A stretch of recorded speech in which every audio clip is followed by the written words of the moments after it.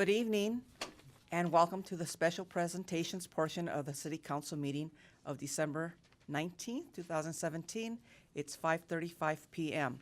Our first order of business will be a special recognition for our police chief, Joel Ontiveros. And we have a speaker, Carolyn Broder, and if there's anyone else that would like to come up and say some words, please line up behind the podium. Come on up, Carolyn.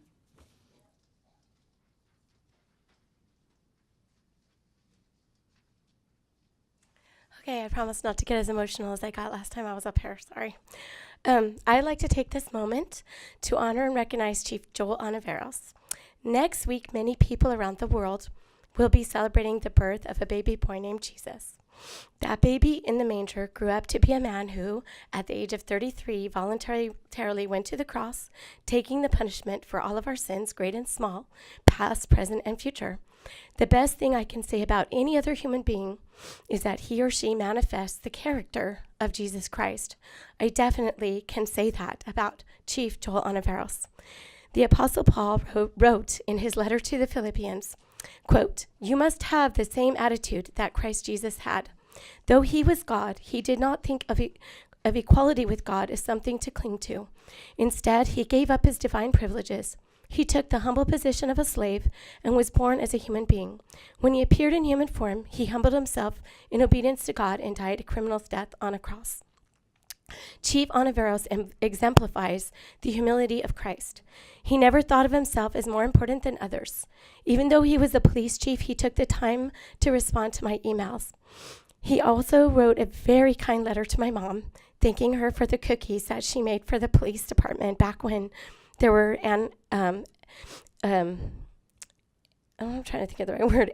Anarchists was the word I was going to say, protesting against law enforcement, and there were all the ambushes against police officers. It was a very bad time for police officers. Power reveals character. As Abraham Lincoln said, "Nearly all men can stand adversity, but if you want to test a man's character, give him power." As with Jesus, Chief Ontiveros' character was displayed in the humble way he handled power. Thank you so much, Chief Ontiveros, for serving the citizens of Moreno Valley.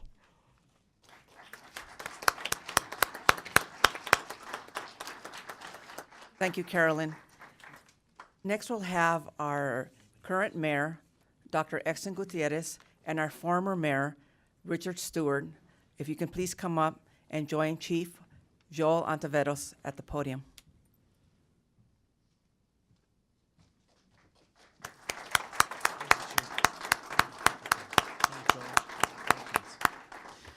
I just want to say just a few words. Tonight we bid farewell to our Chief of Police, Joel Ontiveros, and I've had the pleasure of knowing Joel for the past 5 years, and he's been a very great police chief for all of us in the community. And I just wanted to share that Chief Ontiveros has served the county of Riverside for more than 30 years and the city of Moreno Valley for over 17 years. He has demonstrated his generosity by encouraging the police department to engage in community outreach and giving campaigns. He has established a reputation of being open, candid, humble, and genuinely invested in his community, his staff, and his family. And I say humble because he gives back to the community a lot. You'll see him at community events and also things in Mexico as well. So he does a lot of those community outreach events and helping kids that need assistance. I also want to say one great thing that I really enjoyed about Police Chief Ontiveros is that not only does he just return our phone calls, for the mayor and the council, and right away, but also for residents too. So he reaches out to the residents right away. Many times, just like Mrs. Broder mentioned, I've come across residents that have said to me, "Oh yeah, the police chief actually gave me a call, and talked to me." And so it's just their eyes just sparkle. They're so excited about that. Law enforcement, as many of us know, is not an easy field to work in. And for Chief Ontiveros to maintain his drive, not only to keep our residents safe, but also to uplift them, is a true testament to the deep well of kindness within him. So Chief Ontiveros, I'd like to read part of the proclamation. And you're actually receiving a a proclamation, a mayoral a commendation as well.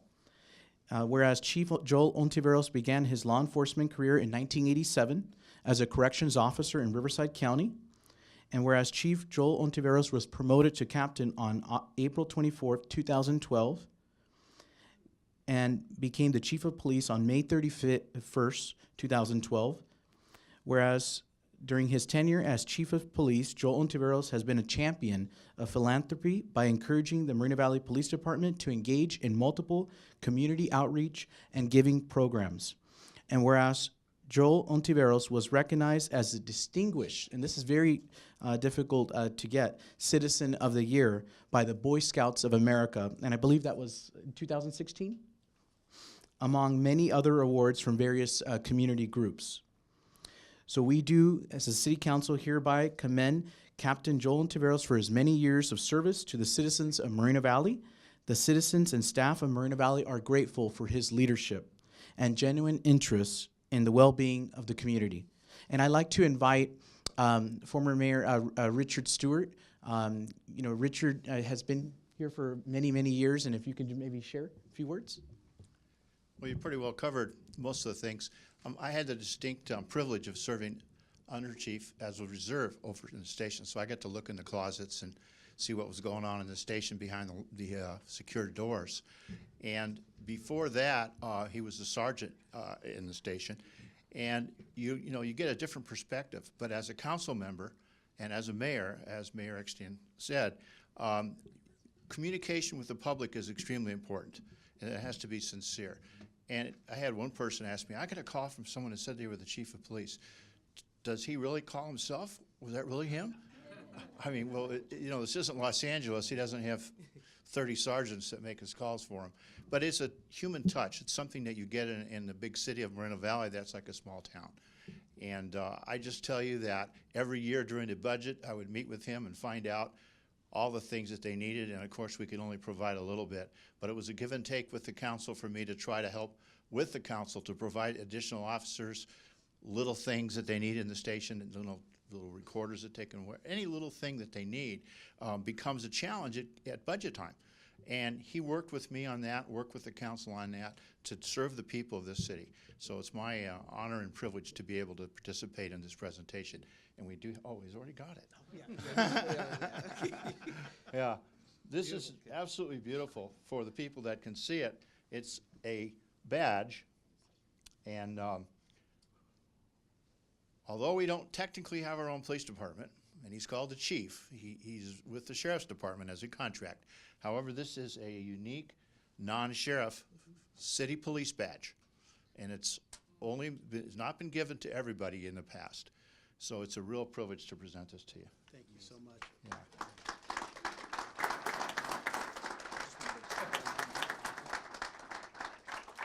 And we also have a couple other recognitions. This is from the City Council, Certificate of Recognition on behalf of the citizens and the staff of the City of Moreno Valley, hereby recognizes Police Chief Joel Ontiveros. Thank you so much. And then this one is the mayoral commendation, recognizing Moreno Valley Police Chief Joel Ontiveros for his efforts in our community. Congratulations. Yes, yes. Well, good evening, and thank you so much for this recognition. It's wonderful. Retirement's going to be even more wonderful. It's been a long, almost 33 years doing this. I started when I was 19 years old. I did prepare some comments, and anybody who knows me knows that I wouldn't have come up here without them. But thank you, Mayor Pro Tem, and Council, my friends from the Sheriff's Department that are here, my friends from the City of Moreno Valley, of course the executive staff who have been my friends and partners for so many years now.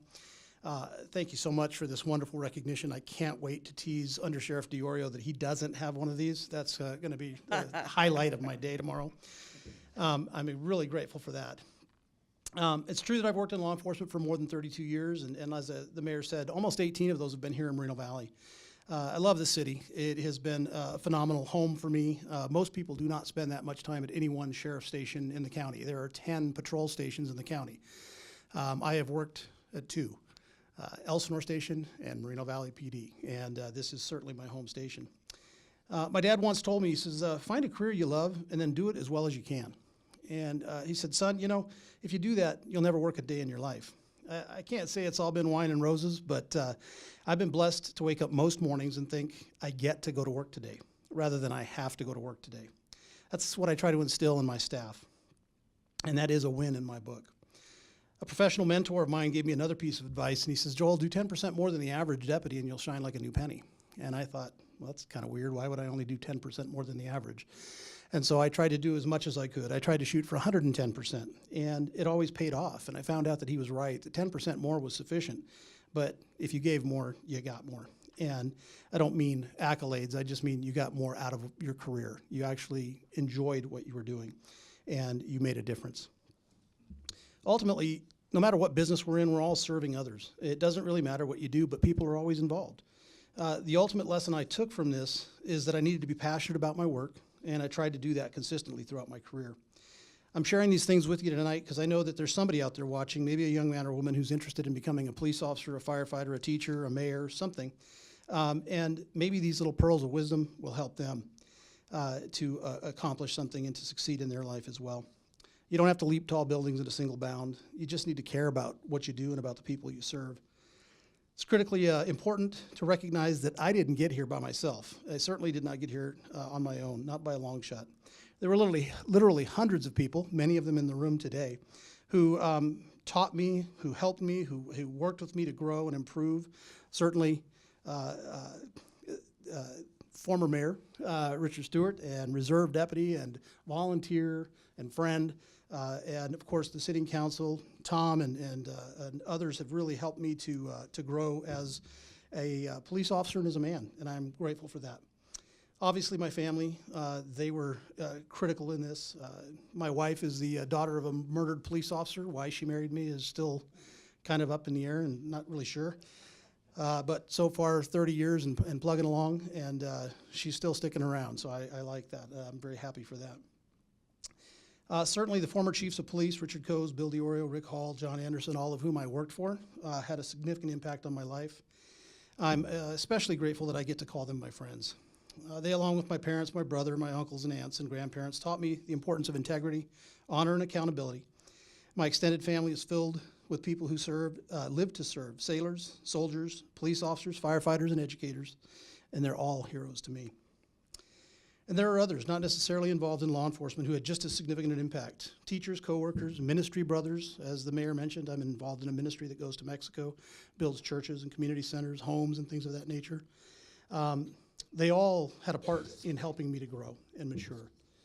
One of the most important in recent years, and obviously I'm surprised tonight, has been the former city manager, Michelle Dawson. She started out as my boss, and she became my friend. And she lives the basic tenets that my parents and mentors taught me: honesty, integrity, accountability, and kindness.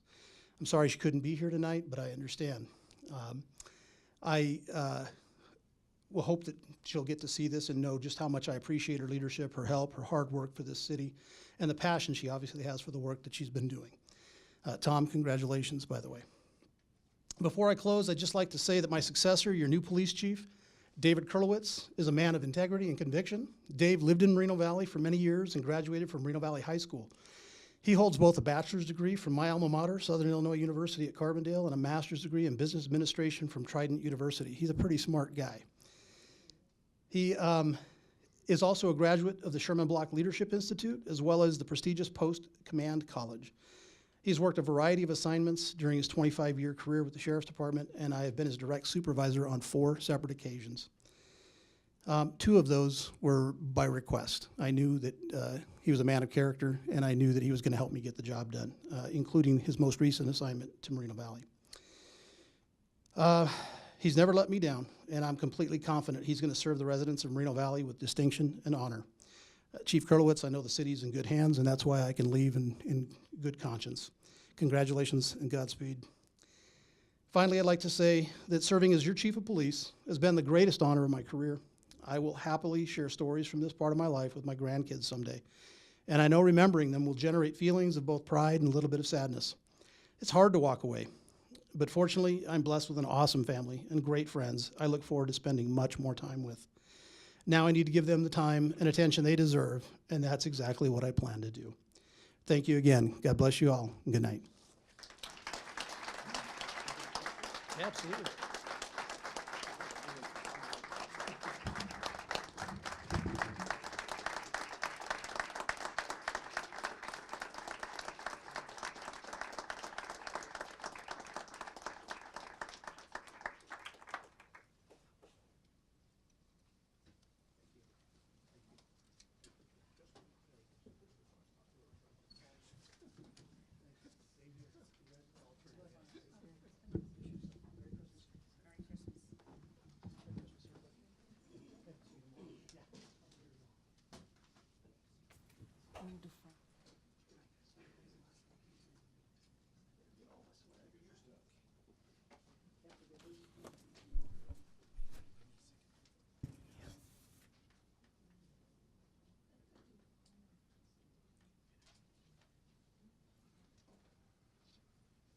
Well, it's the end of the year and an end of a very, very good career for Chief Ontiveros.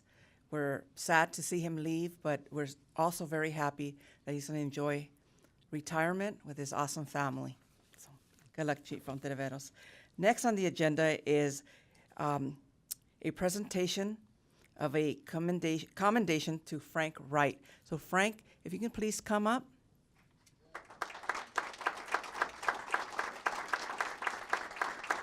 I'll join the mayor in this commendation. Congratulations. Okay, if you want to face out. Okay. So it really, I just want to mention, Frank has been a great friend, a great community leader, and we want to recognize him for his service to our country.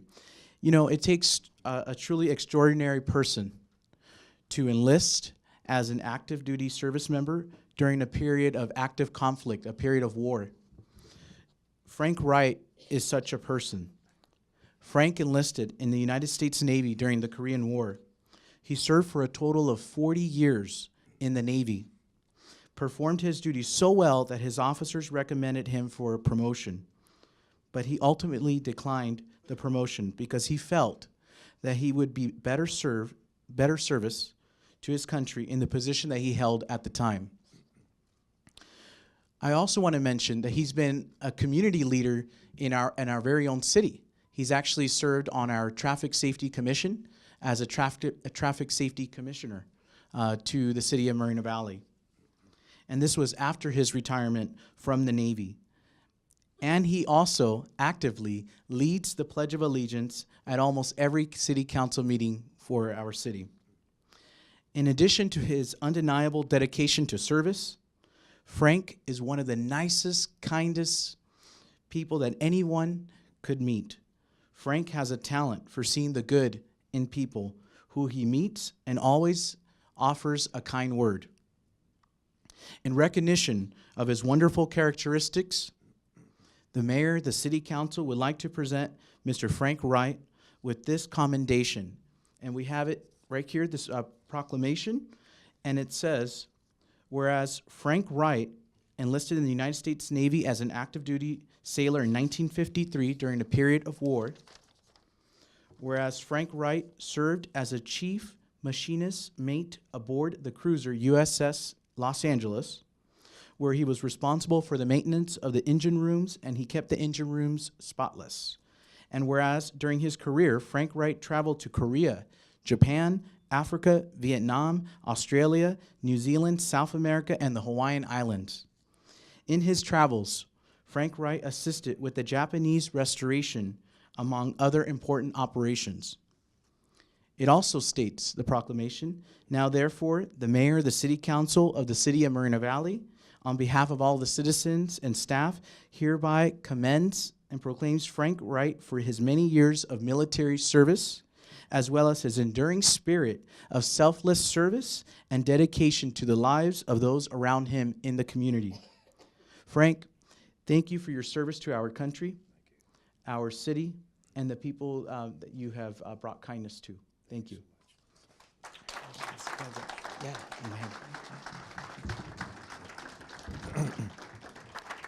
Well, thank you so much. It's a real honor to be here and to be member here living in Moreno Valley and being a member of the military, the finest military in all the world. One another job of a military man is to be a diplomat to other nations, to showing other people our liberty, our value of life, the face of liberty that we have here, and we can carry that on to other nations that are so well in need. Also, we are prepared to defend our nation at any outbreak and also defend any other nations that are attacked by aggressive nations out of order. So it's my pleasure to be part of the 1.2 million soldiers that gave their lives officially, sacrificially, that this American flag could still fly. And I'm also proud to be one of the veterans throughout this country. They're also from, actually very few from Pearl Harbor still alive. Some from Korea, Vietnam, Desert Storm in Afghanistan. Those fellows that fought, some of them are soldiers that are invalid, but still they're living because they fought for our country. So it is again a pleasure to be here. And I'd like to say a couple other things. First is accommodation to the council, everyone for their work and help, and Vicki here. And I want to address the staff. You people have covered a lot of hurdles. You've hit a lot of ground that's tough going, but you stuck together. You bonded together as a group, and that's where your strength is being uniform. You have differences, but basically your job is here to fulfill the needs of the people and to keep the city above float. So thank you so much. Sir Winston Churchill said to the people of Britain that never, never, ever give up. And that's why England won the Battle of England.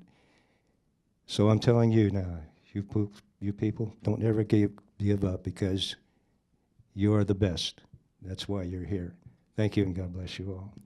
And thank you for Mr. and Miss America.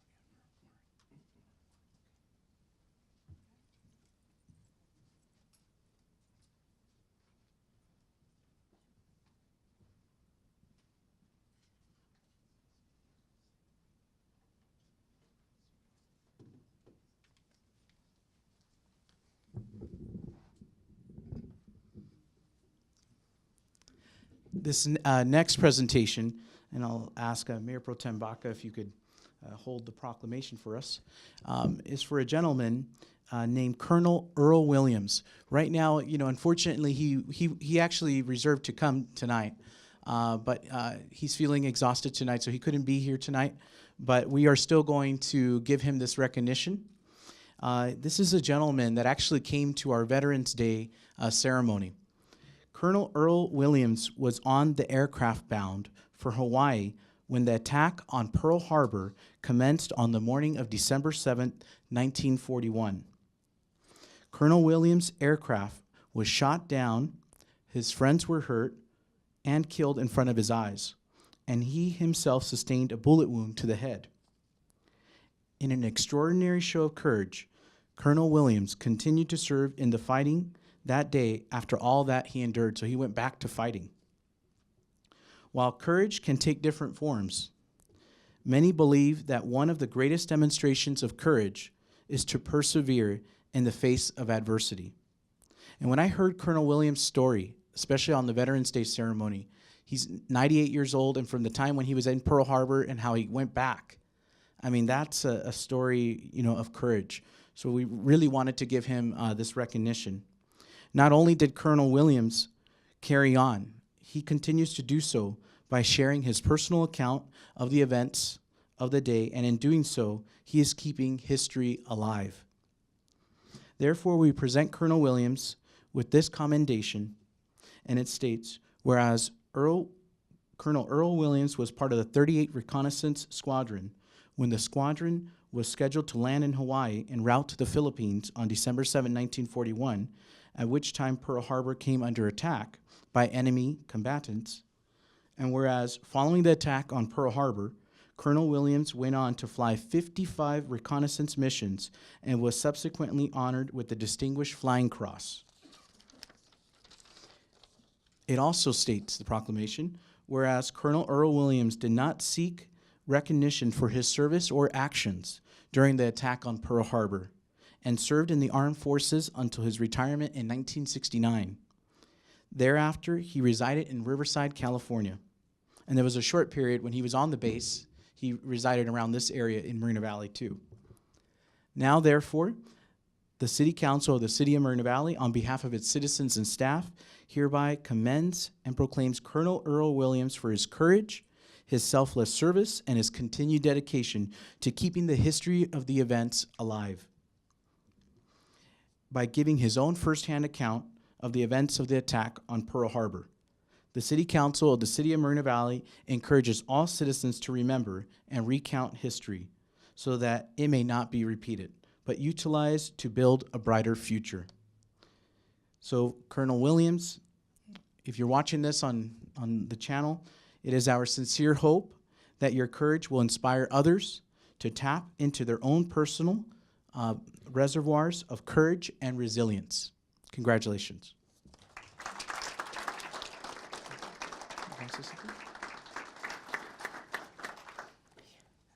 You know, Moreno Valley is a veterans town, so we just feel very honored to have had Colonel Williams at our Veterans Memorial Day celebration, and we have this proclamation for him, and say thank you to him and to all the veterans that live here in the city of Moreno Valley on behalf of the city and the City Council. Thank you.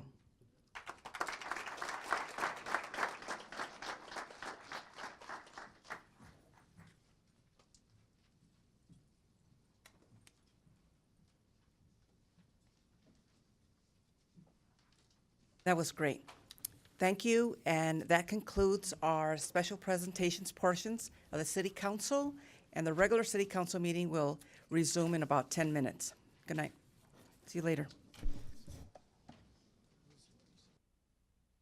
Good evening and welcome to the joint meeting of the City Council of the City of Moreno Valley Community Services District, City as Successor Agency for the Community Redevelopment Agency of the City of Moreno Valley, Moreno Valley Housing Authority, and the Board of Library Trustees.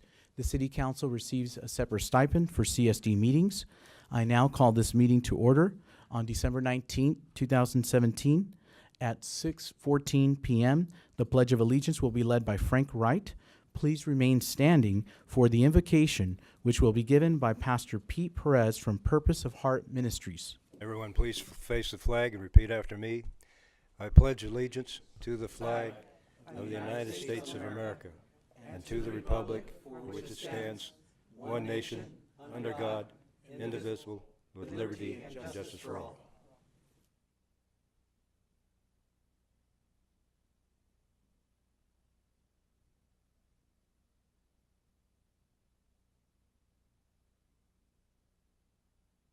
Good evening.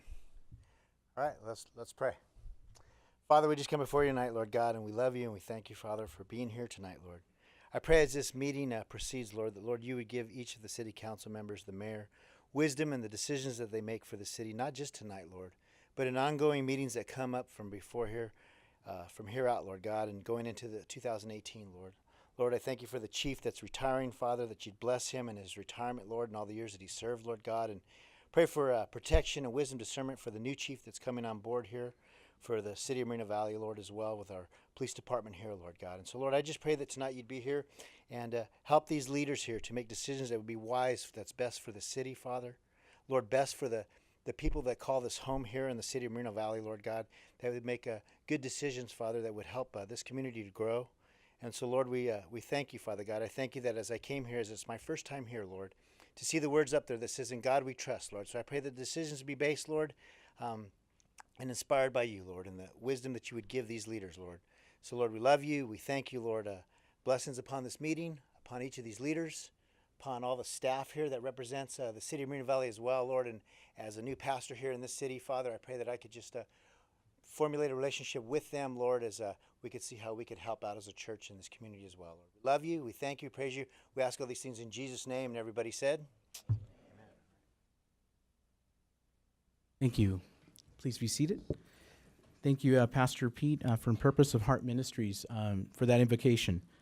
Madam Clerk, roll call, please. Councilmember Gaiba, I'm here. Councilmember Cabrera. Here. Let the record reflect Councilmember Marquez is absent. Mayor Pro Tem Baca, Here? Mayor Gutierrez. Here. Staff introductions, please. Regina Flores, Deputy City Clerk. Pat Hawk is not a city clerk. Angel Miguel, Executive Assistant to Mayor, City Council. Marshall Ironman, Chief Financial Officer, City Treasurer. Martin Kazanowicz, City Attorney. Tom DeSantis, City Manager. Mike Lee, Economic Development Director. Alan Brock, Community Development Director. David Kurlowitz, Chief of Police. Abdul Ahmed, Fire Chief. Kathleen Sanchez, Human Resources Director. Mel Alonzo, Parks and Community Services. Michael Wolf, Director of Public Works, City Engineer. Great. Before we hear public comments tonight, like I've mentioned at almost every council meeting, I would like our comments to be respectful towards each other and also the individuals that speak at the podium and the audience as well, that the audience maintain that civility. I embrace and support the First Amendment right to free speech, including everyone's right to speak at this meeting and share his or her views about issues concerning our city. But we can accomplish more when there's that civility. Finally, I ask that speakers bear in mind that comments are limited to 3 minutes for each speaker and that you refrain from duplicating comments already made by others, other than to note that you agree with the comment. Public comments on matters on the agenda will be taken up as the item is called for business between staff's report and city council deliberation. Those wishing to speak on any subject not on the agenda, so if you want to speak on anything in general that's not on the agenda, you may do so now. Those wishing to speak should complete and submit a blue speaker slip to the bailiff. There's a 3-minute time limit as well per person. All remarks and questions shall be addressed to the presiding officer or to the city council in general. The city clerk will call 3 names at a time, and this is important. If you could please move to the front of the room when you hear your name called. In order to preserve the meeting decorum, council and staff will not respond or entertain during public comments questions. We will address those during our closing comments. Any council comments or questions to staff will be addressed during the council closing comments. City Clerk, do we have any speakers tonight? And actually, how many speakers too? So far, we have 8. Okay, go ahead and call the first 3. Jorge Quintero, Darrell Terrell, Tom Jarrell Sr. Mayor and the translators, Oh, yes. they have not arrived yet. Yes, so just to let everybody know, the translators are not here yet, so we will have, will you do it, City Clerk? Okay. Entonces, la City Clerk lo va a hacer. ¿Va a estar ahí? Ajá. Ah, bueno. Porque no han llegado. Está bien. Yo vi que llegó, pero a lo mejor se salieron. Oh, sí? Okay, okay. He thinks that they arrived, but, okay, all right. Go ahead. Buenas noches, Mayor Gutiérrez, concejales, Good evening, miembros del Mayor staff, and council members público and public. y a todos buenas noches. Primeramente para felicitar a Frank Wright por el honor de haber recibido ese premio. Es una persona muy honorable que siempre está con la problemática, ayudando a la comunidad. Jorge. He would like to congratulate Frank Wright for receiving his commendation. He's a very honorable person. Y nuevamente felicidades. Y gracias a ustedes por haberle otorgado ese reconocimiento que se lo merece. Congratulations and thank you to the council for giving Frank that commendation. Otra cosa que quisiera comentar, los felicito por la iluminación de la M. He would like to congratulate and thank for the lighting of the M. Hace unos días me pasó una cosa curiosa, como dijo el mayor. Tengo un hijo de 8 años y vio la M en la noche iluminada y se puso muy contento. Dijo, así como dijo el mayor. Okay, he has an 8-year-old son and he is very happy. He said that, like the mayor said. Estamos en casa, ya llegamos. He, Pero dije, ¿por cómo sabe? Dijo, por la M, dijo el mayor. that he knows he arrived home because the mayor said that when you see the M, you know that you are home. Las palabras del mayor ya tuvieron impacto en mi hijo. That Gracias. the mayor's words have impacted his son. Otra cosa que quisiera ver, sé que tenemos a un nuevo jefe de policía y le damos la bienvenida. Esperemos que contribuya a nuestra comunidad, el señor capitán David Curiwitz. He says that he knows that we have a new police chief and he hopes that he contributes to the community and he welcomes him. La ciudad está creciendo y los problemas empiezan a ser mayores. Y para grandes problemas, grandes soluciones. The city is growing, there are major problems, and for major problems, there are major solutions. Esperemos y le deseamos lo mejor en su nuevo puesto. Esperemos que trabaje por la comunidad, por la ciudad, porque la ciudad espera mucho de él. Y también agradecerle al Chief Ontiveros por haber servido lo que sirvió. Pienso que hizo un buen trabajo. He hopes that he can work with the community. And he congratulates Chief Ontiveros. But there's a section I missed in there. He said that he hopes that the new chief will work with the community. ¿Qué más dijo? La otra cosa, Jorge. Sí, pues le damos las gracias al Chief Ontiveros por haber servido todo ese tiempo. Para el jefe nuevo. Y esperemos lo mejor del jefe nuevo y le deseamos suerte. And he wishes the new police chief luck and the best for him. Sabemos que salió de la Moreno Valley High School. That he knows that he is a graduate of Moreno Valley High School. Ahí salió un hijo mío y una hija está ahí. His son graduated from there and his daughter is currently there. Y la high school estará muy orgulloso de tener a un exalumno en un puesto tan importante en la ciudad. And the high school is very honored to have a person in a high position in the city as a graduate from the high school. También quisiera comentar, como nos dijo el señor Ulises Cabrera, el concejal Ulises Cabrera, la junta pasada. He would like to also mention something that Councilmember Cabrera said at the previous meeting. Que está yendo a las escuelas y eso es muy bueno porque el futuro de nuestros hijos, nosotros estamos aquí porque nos interesa mucho el futuro de nuestros hijos, la educación de nuestra comunidad. That is a very good thing. The future of the students is very important, and that's what he wants for our city, the future of the kids in the school. Es bueno que él se esté interesando por la educación porque ese es el futuro de la ciudad. Si la gente no se prepara, no somos nada. Is that he's very happy that he's looking into the students, and that if the students, because the students are our future. Yo sé que hay muchos problemas, bajos niveles académicos, problemas de bullying, y quisiera que él tomara la iniciativa de darle seguimiento a todos esos problemas. He knows that there's a lot of problems in low academics and bullying, and he wants Councilmember Cabrera to take the initiative in trying to promote awareness to those. Y también quisiera que él se enfocara a ver los fondos de la Metro M, que se destinen adecuadamente y sirvan para la alta tecnología, como se dijo, y para las matemáticas. But he would like for him to also focus on Measure M funding so that they can focus on technology and math. Porque hay cerca de 400 millones de dólares.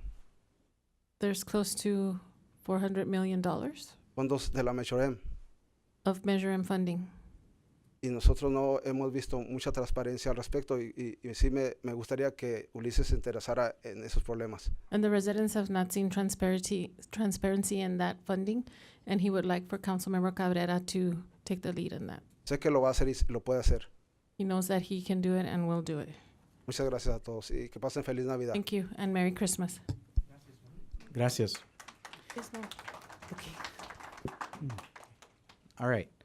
We have the next speaker is Daryl Terrell, followed by Tom Gerald and Martin Cabrera. Hi, my name is Daryl Terrell. Good evening. Even though I've been absent from this chamber, I've keenly... One second, Daryl. We'll start it over for you.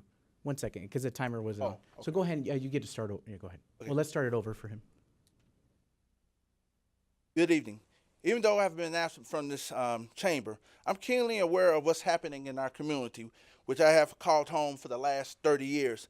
Even the more promising news from our city are tempered with a harsh reality for many of you who are being marginalized and losing hope of living your American dream in this city. As tough as times may be for you and your family, I know there are better days ahead. What has defined us as a city for the last 33 years is our capacity to shape our destiny. That destiny is written for us. It's not written for us, but it's written by us. Our community story has been about ordinary people who dared to defy the odds in looking over the horizon for a brighter tomorrow. We must have that same courage today. We must reignite the embers of hope. I believe that spirit is there. That true force is inside of every one of us. Robert Kennedy said it the best. Each time a man acts to improve the lots of others, he sends forth a ripple of hope, and crossing each other from a million different centers of energy and daring. Those ripples build a current which can sweep down the mightiest walls of oppression and resistance. Each of us must become that ripple of hope. That's how we seize the future. When ordinary people find it in their hearts, the courage to do extraordinary things, the courage to stand up and defy their odds in the face of fierce resistance and despair to fashion their future. If we summon that spirit once again, that spirit that has lifted this community from the depths of despair to the great heights of hope, I know we can seize our future together, because in the face of impossible odds, people who love their community can change it. We are in this together. We rise and fall together as one people in one community. Thank you. Thank you, Daryl. Next speaker is Tom Gerald, followed by Martin Cabrera and Rafael Brugueras. If you can please be ready.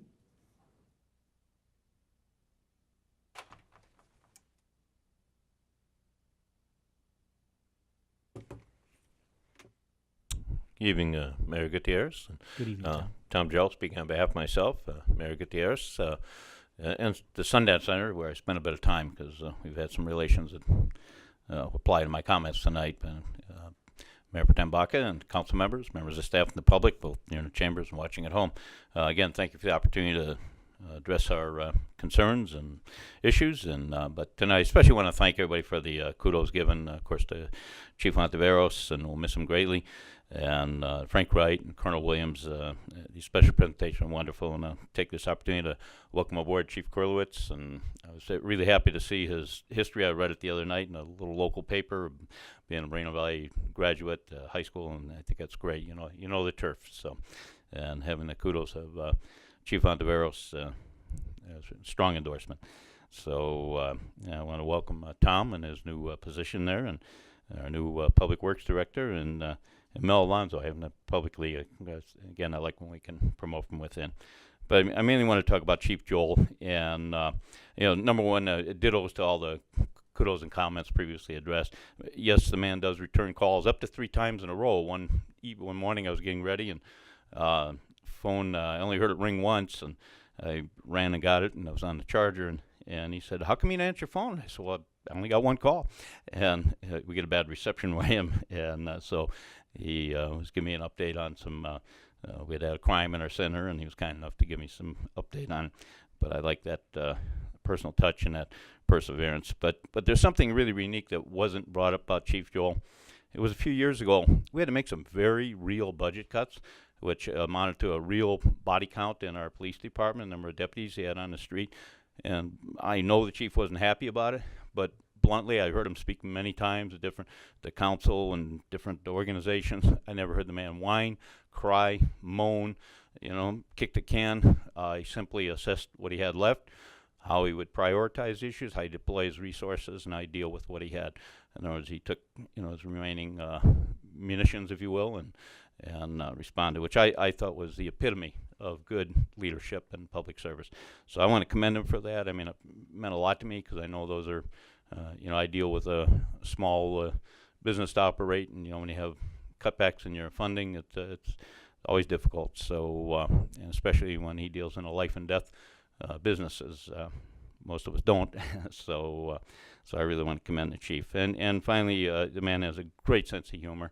And in his personal touch, I pray that Chief Krolowitz keep that. And I might remind Chief Krolowitz, when the city manager is on screen, so are you. So, so thank you very much, and Merry Christmas. Bye-bye. Thank you, Tom. Next speaker we have is Martin Cabrera, Rafael Brugueras, and Pete Bleckard. If you can please be ready.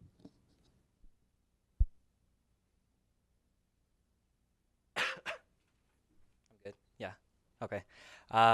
Good evening, brothers and sisters. Good evening, Mark. Well, first I want to acknowledge you guys, every single one of you guys that's up there, and the staff as well, for the work that you guys are doing. Mr. Gaiba, Miss Baca, XGN, Dr. Gutierrez, and my brother, Mr. Cabrera.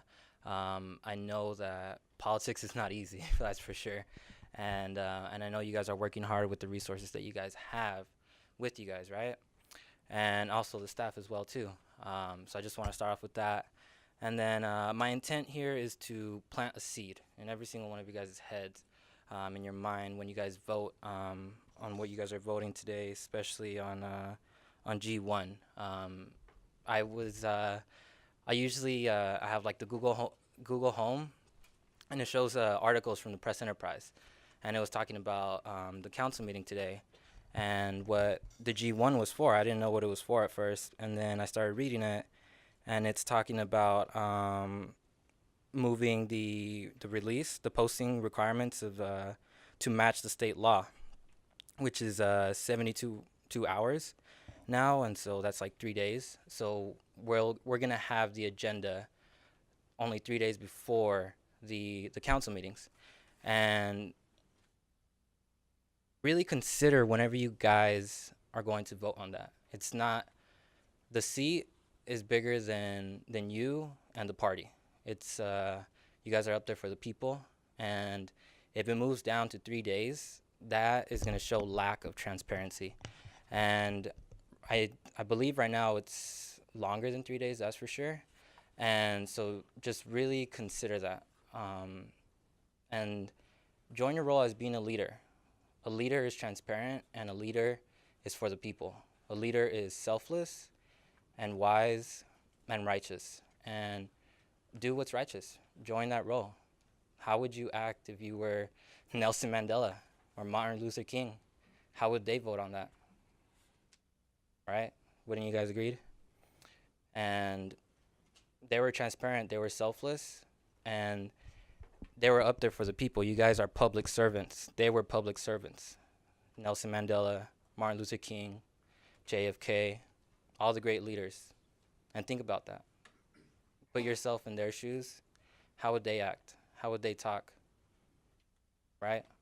And what kind of role models would they set, and would you guys set in the seat that you guys are in? Like I said, the seat is bigger than the party and you. So look at what is right for the people that you guys represent, and be a public servant. God bless, and good night. Thank you, Martin. Next speaker we have is Rafael Brugueras, Pete Bleckard, and Roy Bleckard. If you could please be ready.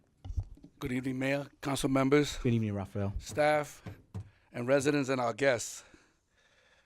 I want to start with Merry Christmas. I want to start with the joy.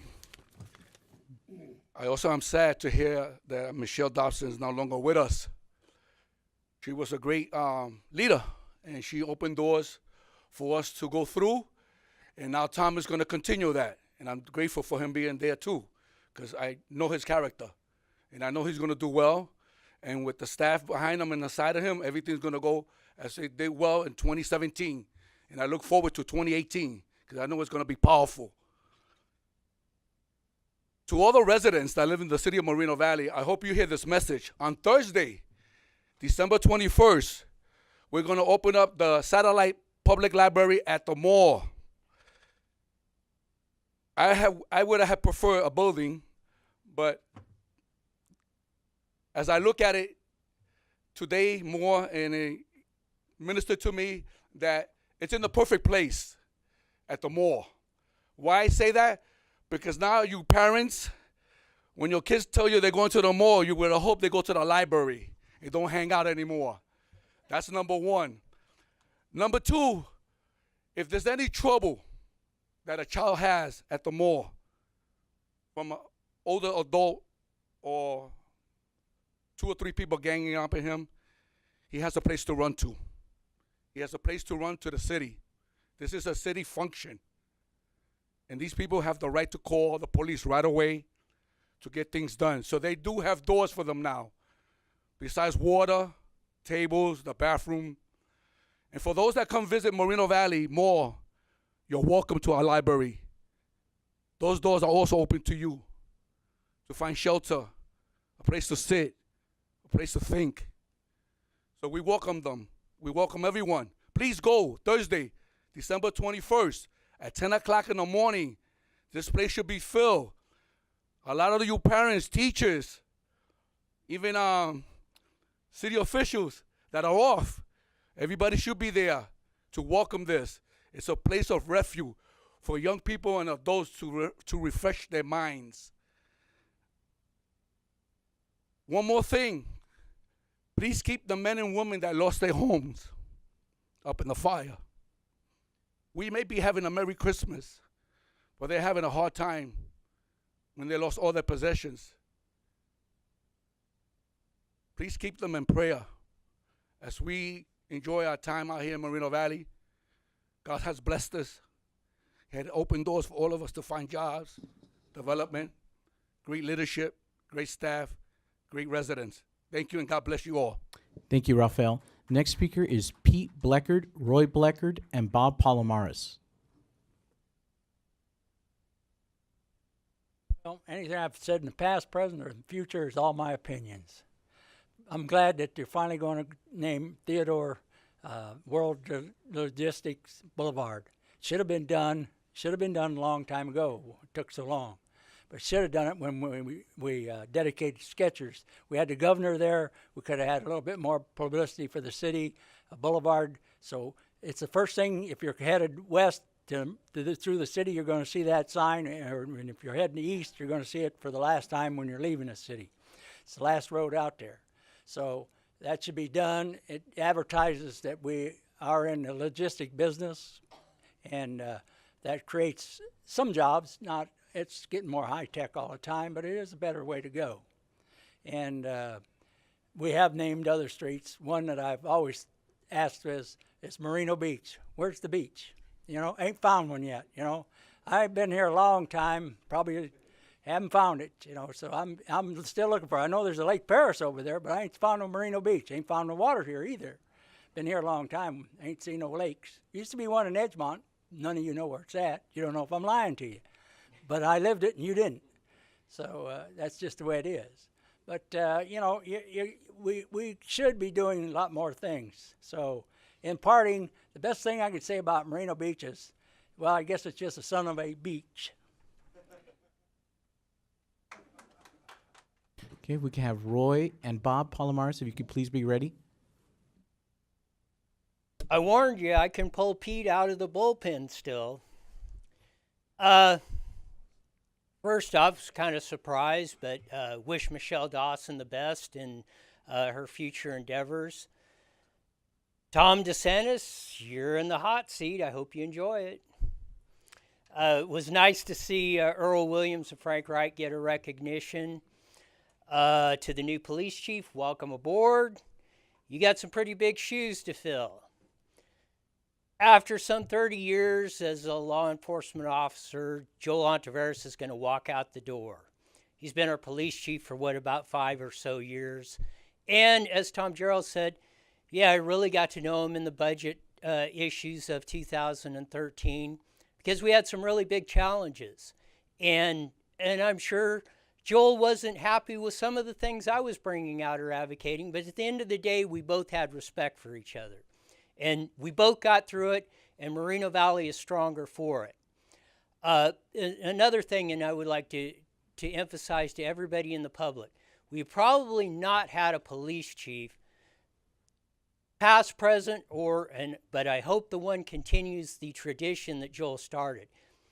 He has had a lot of community outreach. He's been one of the most, whether you like the answer or not, he will answer your question. I mean, I've known him to answer questions or emails on the weekends, on holidays, and everything else. He instituted Coffee with a Cop, the police zone meetings to interact with the public and show them what the police officers do, how to interact with the police officers, that they are your friend and they are working for you. I think he's really built the morale of the Moreno Valley Police Department where it is today. Probably, if not one of it, if it isn't the best in the nation, it's probably one of the best. So after 30 years on the force, I wish you a good retirement. Hope you have an enjoyable time. You have my honor and respect always. Even when we disagreed, we always shook hands, and we always had one thought in mind: what was the best for Moreno Valley?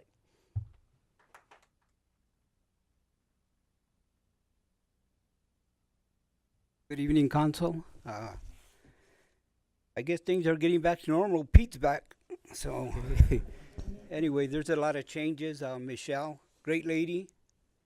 And I know Mr. DeSantis will do a good job. He's worked with her, and he's always been there. And also, Mel with the Parks Rec and the chief, I welcome you. And, yeah, we're losing a good chief of police. I didn't always agree with him, but you know what? He's a wonderful man. When I read the newspaper and I see all the crime and all the crime solving they've done, he's a good guy. He's one of the best.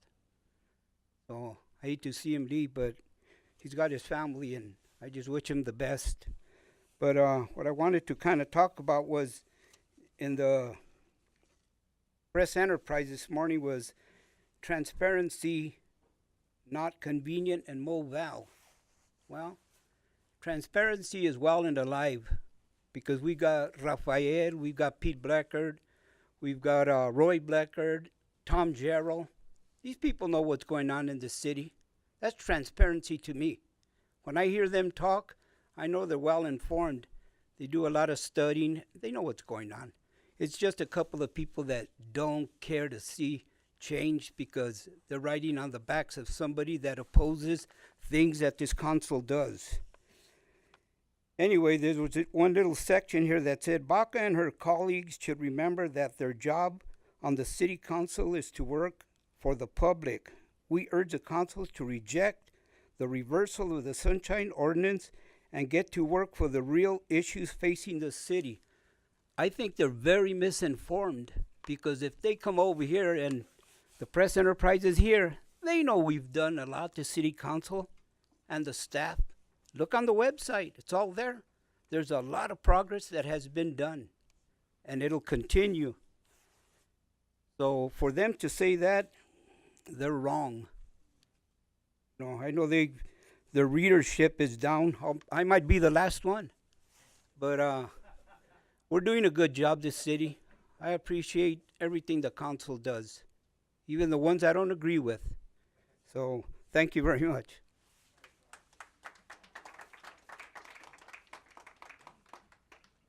Next, we have Sammy Luna, followed by Luis Palomares.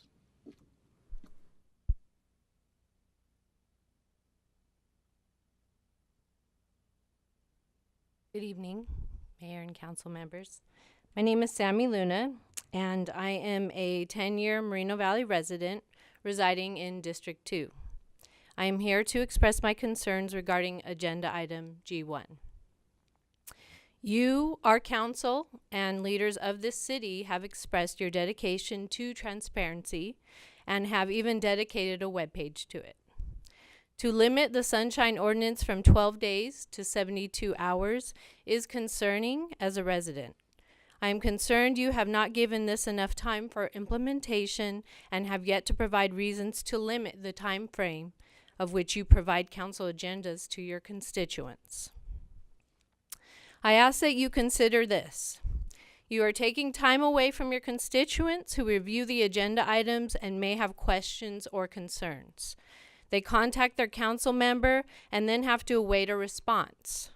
I am sure being a council member is a demanding job and you are delayed in returning your calls to your constituents.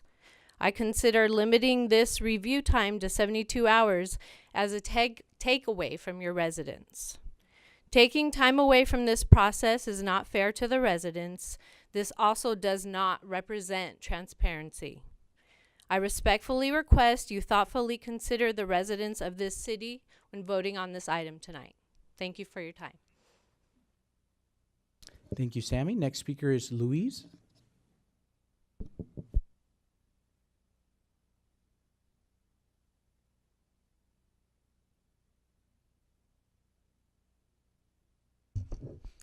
Louise Palomares, community activist. Okay, first I want to say, it's the end of the year, and I think this is our last council meeting for this year. Wow, I think the council has did an excellent job. A whole lot of things have happened in a year, a lot. More has happened in 1 year than it's happened in 2 years. So we're doing good. I mean, and as far as this transparency, way back when, they had it for 3 days. The school board has it for 3 days. Every other surrounding city has it for 3 days. These people get on their computers, they download this stuff, they look at it. I don't even do all that. I don't go there. I'm still back in the 50s. But anyway, I think the council is doing the right thing, and I support what you're doing, if that's the choice you're going to make. Okay, another thing. Wow, the chief, everybody said it already. We had an excellent chief in the city. I'm he has to go because he has to retire. I wish I can retire, but it's not going to happen anytime soon. But anyway, I wish him all the luck and everything else that goes within, and enjoy his retirement and get to enjoy his family. So that's great. Another thing is next year, wow, we're going to kick it off the same. We're going to go full force and do everything we need to do for the city. And I want to congratulate Tom. Wow, Tom. You're the right man for the job. To me, Michelle did a very good job also. I just heard this right now out there, and I hated to see her go. And I know you're going to do just as good. So thank you so much. And Merry Christmas and a Happy New Year. So thank you again. Okay. Is there any other speakers? No? Okay. Okay, so would any council members like to make their reports or comments at this time? Please press your button. If not, we are now going to move to our joint consent calendar sections A through D on the agenda. All items listed under the consent calendar sections A, B, C, and D are considered to be routine and non-controversial and may be enacted by one motion unless a member of the City Council, Community Services District, City Successor Agency, for the Community Redevelopment Agency, Housing Authority, or the Board of Library Trustee requests that an item be removed for separate action. The motion to adopt the consent calendar is deemed to be a separate motion by each agency and shall be recorded by the city clerk. Items withdrawn for report or discussion will be heard after public hearing items. Again, if you have any items, please go ahead and let me know. Or so move. Councilmember Cabrera? I just have a couple questions here. Can I go ahead and... Which items? Item A6 and item A8. A8, okay. Is there any other items that anyone has other questions? No? Okay. All right, go ahead. So for A6. Fairly brief questions. A6, if we can just get a brief overview. I know some of us have read, where the funding came from, but if you can just give us a little bit more information about where the funding came from and what's going to be done with that money, please. Tony Heatherman, our Parks Project Coordinator, will give you that information. Good evening, Mayor, Mayor Vice Tam, and Council. So a brief overview on this project is to add a new restroom building to JFK Park and a picnic shelter next to it. There will be some landscaping associated with it and some paths of travel to it. This would replace the existing restrooms that are not compliant, and they're very, very old. They're as old as the fire station, but they've never had much of any update, let's say. So that's the main thing is that they're not going to be able to be made all ADA compliant because they're too small. So this is adding something better for the facility that will accommodate more use with people that use the playgrounds, the new fitness center that's going in there, and other amenities, including the ball field. So the funding, most of it comes from a state grant. We need to have that spent this next fiscal year. Part of it is ADA funds out of Quimby, and that's to comply with any ADA work that we have in there. Thank you. Thank you for sharing that. So I'm glad to hear that the funding is coming from a grant, so it's not any general fund money, because I've had residents that live adjacent to the park ask me, if we can do some things there. So I'm glad to see that we're making some movements and making some progress there at that park. Thank you for the update. Thank you. Item A8 is the approval for the use of asset forfeiture funds. Councilmember Cabrera? Yes, and the same thing, if you can just give us a quick overview. I know some of us read the agenda, the staff report, but if you can just give us more information on, what exactly are we purchasing, why it's necessary, and how it's going to benefit our police department. Sure, good evening. First and foremost, the LiDAR is a radar system to replace the aging equipment that they have. Our motor officers, they employ these radar systems that have basically reached their end of life of service. There's no way to replace the actual infrastructure on those devices, so we would need to purchase a brand new system, which is the LiDAR system. That's the technology that's out there that's in use today. The GTEC tablets give our motor officers the ability to conduct their business on a tablet instead of over-the-air radio system. When utilizing a radio system, airtime is very precious, and if we can conduct business through data transfers, it is preferable than talking on the talking on the radio system. So this will give our motor officers that ability to do that. In addition to that, it also helps with this new system helps with the production of electronic tickets. They're able to utilize a printer instead of the actual pre-printed multi-forms that we have for our tickets. Thank you. And thank you for sharing that information. And I just thought it was interesting, we're moving with the times, and we're purchasing pretty much the essential technology for our police to get their job done quicker, more efficiently. So I know the council is voting on it, but maybe the public and the police department could think about this as a Christmas present from Chief Ontiveros on his way out. Thank you so much. All right, I entertain a motion to So approve, moved. excluding any separate items. Second. Moved by, We have a speaker, oh, okay. Tom Jarrell Sr. Okay, Tom?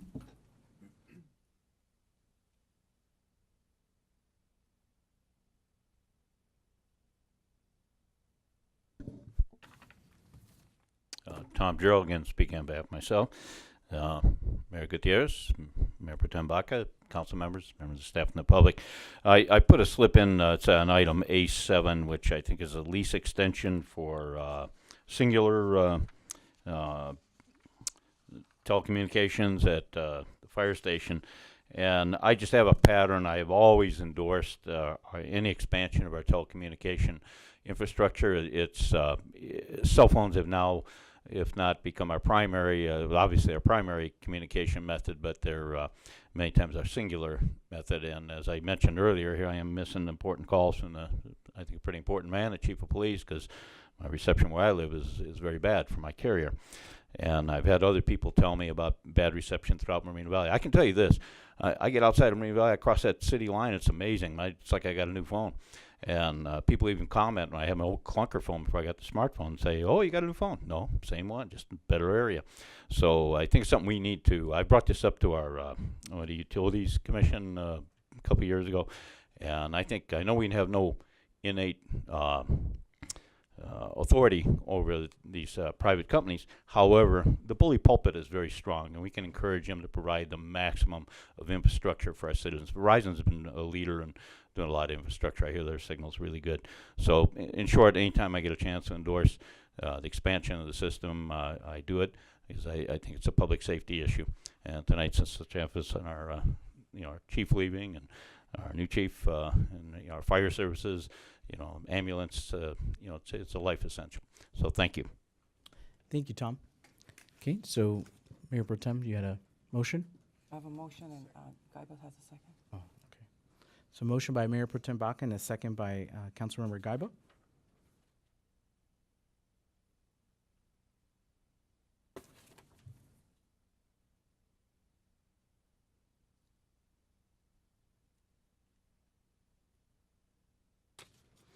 And it's approved 4-0.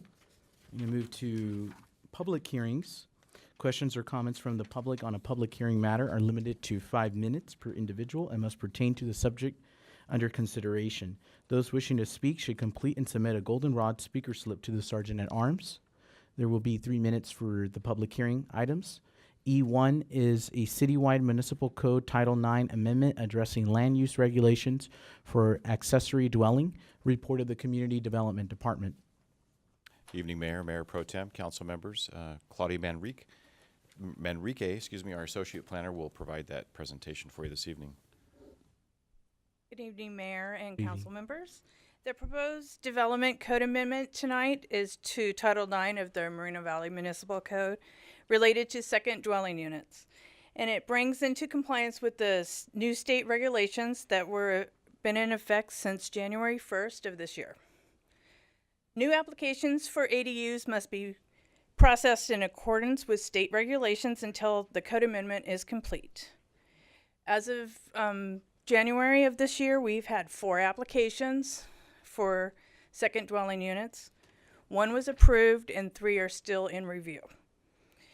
In response to the state law changes, the city code will include 8 various revisions, which were included in the staff report. The Planning Commission, which serves as a advisory board to the City Council on October 26th, voted 5-1 to recommend approval. The adoption of the ordinance regarding second units is exempt under CEQA, Section 15282H. As required for a public hearing, a 1/8 ad was published in the Press Enterprise on December 18th, and staff is available for any questions. Thank you. Okay, thank you so much. Let's see here. So any council questions of staff, go ahead and please press your request button. Seeing there's none, I'm going to go ahead and open the hearing. Madam Clerk, any public testimony? None. I'm going to close the hearing. I entertain a motion by council to approve staff recommendation numbers 1 and 2.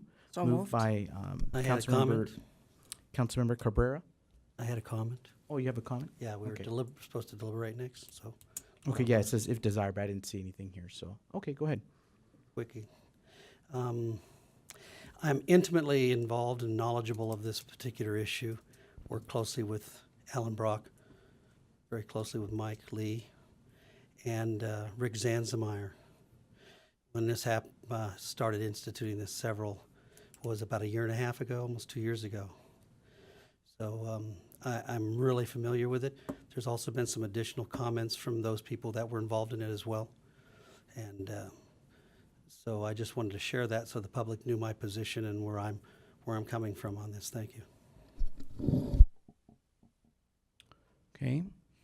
And if there's not any more comments, we'll go ahead and take a vote on that. And again, that was a Cabrera. And who was the second on that? Baca. Okay, Mayor Pro Tem Baca. Okay, go ahead and please vote. Okay, and it's approved 4-0 and 1 abstention. Oh, sorry, 3-0, 1 abstention. I don't know why it says, okay. So I guess someone abstained. Yeah, Councilor Gaiba. Shows that Councilmember Gaiba abstained. Yes.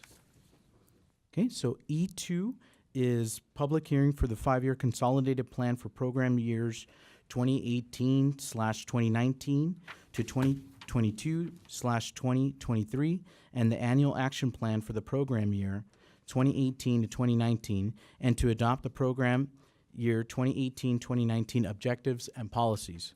We will have a report of Financial and Management Services Director Marshall. Good evening, Honorable Mayor, Mayor Pro Tem, council members. Every year, the Department of Housing and Urban Development, or HUD, allocates federal grant monies to the City of Moreno Valley, known as the Community Development Block Grant, or CDBG, the Emergency Solutions Grant, as we call it, ESG, and the Home Investment Partnership, or the HOME Grant. These grants are used to provide services to benefit low and moderate income persons throughout the city. Eligible CDBG activities range from social services to capital improvements to business and employment development, while home funds may be used towards affordable housing, along with ESG funds, which are focused on the services of addressing homelessness in the city. In accordance with HUD's requirements, the City of Moreno Valley must review their objectives and policies on an annual basis to ensure that they're adequate to reflect the current needs of the communities.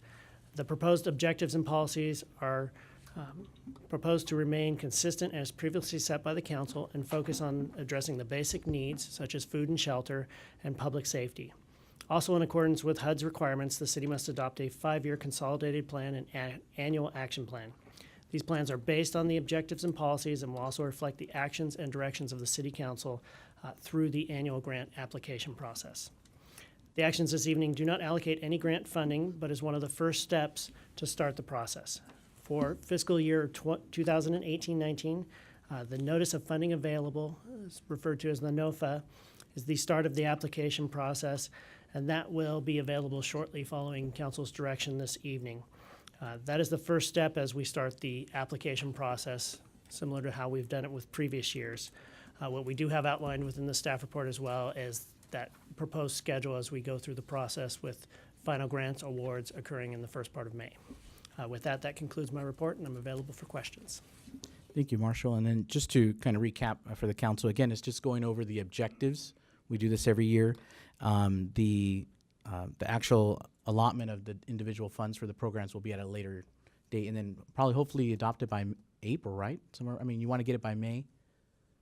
Typically, the submission to HUD is May 15th, so we would adopt it in the first part of May. As soon as possible. Okay. All right. So we'll start with council questions of staff. We have Councilmember Gaiba. Thank you. Hey, Marshall, in the past, we've always outlined these general objectives in priority order. I'm looking on my report, it says listed alphabetically. Did I miss something? Was there a priority setting on these like we've done in the past? Or is it somewhere else in the report and I missed it? When we look at attachment 3, it looks at the public service activities. Those are the ones that are typically ranked, beginning with basic needs being the highest priority, community public safety programs offering low-cost transportation, going down to employment services, and the last one being free or low-cost programs to school-age youth. There is also the fair housing, which is a requirement that we do need to fund. We noted at the bottom, but it's a requirement annually. Thank you for pointing that out. Appreciate it. Yeah, we'll still have those one-on-ones this year, right, where you come to meet with us? Yes, the process as we typically go through this, once we have the notice of funding available, that puts the application out there for the public. We'll hold workshops with the individuals before they apply. We'll review the applications. We'll be working through the finance subcommittee, and then we'll also be having one-on-one with the council members to kind of go through the options and alternatives so that they're aware of who's applied and what needs are out there as well. All right, I'm going to go ahead and open the hearing. Madam Clerk, any public testimony? None. I'm going to close the hearing.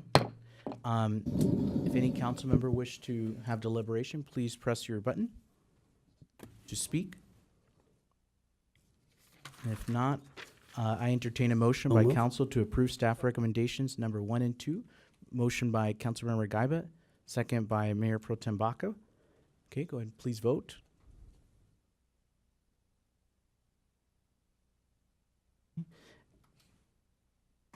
And again, for the community, you know, it's out there. Make sure you turn in those applications. I'm sure in a few days it'll be out there. So that way, if you have a nonprofit or something like that and you want to participate, go ahead and do so. Fill out that application and see if you're selected. Okay, there were no items removed, so we go to general business. We're going to go ahead and take a 5-minute break, and then we will come right back. Okay?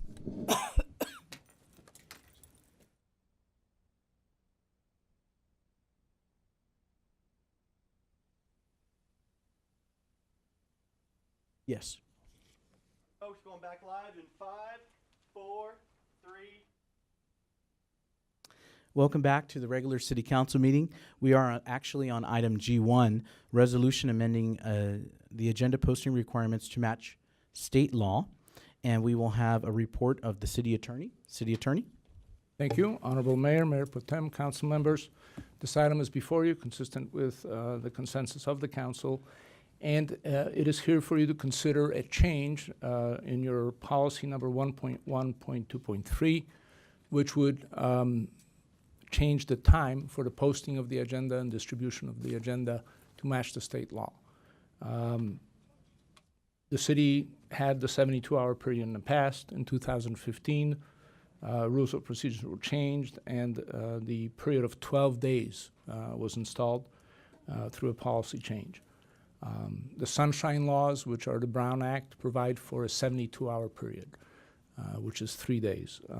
The resolution before you, if adopted, would change the posting period and distribution period back to match the state law for a 72-hour period. Your alternative is to take action on the resolution as written, not take any action, and have the 12-day period in place, or provide us with some amendments to the resolution with regard to that time period and then adopt it. With that, I'll answer any questions. Okay. Thank you, City Attorney. And I'll go ahead and entertain council questions of staff.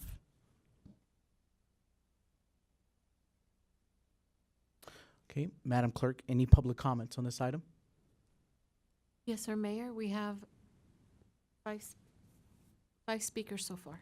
Okay, go ahead and call the 3 of them at a time. Tom Jarrell Sr., Rafael Burgueras, Kendrick Rivas.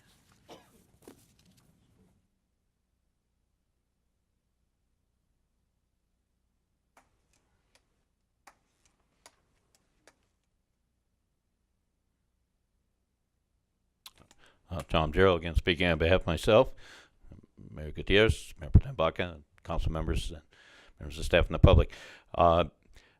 Bluntly, I never liked the 12-day rule. I thought it was an odd number myself, but and just because the state allows us to go 72 hours, you know, I go way back and I remember the 72-hour rule. And bottom line, I like a week, and I think that's adequate time, because if somebody's really involved and has a specific interest in an item, gives them time to do the research, you know, pull up staff reports, maybe sends you some advanced communication. And, you know, I know the state only requires the 72 hours, but I don't think we're precluded from increasing that somewhat. Now, as an alternative, I thought of something. I'm sure the council has a pretty good idea, and the city manager has a pretty good idea what's going to be on the agenda. what would be wrong with having a ghost agenda? These are the items that, you put them electronically, you don't publish it, and say these are items likely to be discussed, and, if they get pulled and you come down to the final 72 hours and you got a final agenda and you know what's going to be on. That way people can say you were looking at something. It gives the public a chance to say, hey, they might be discussing this.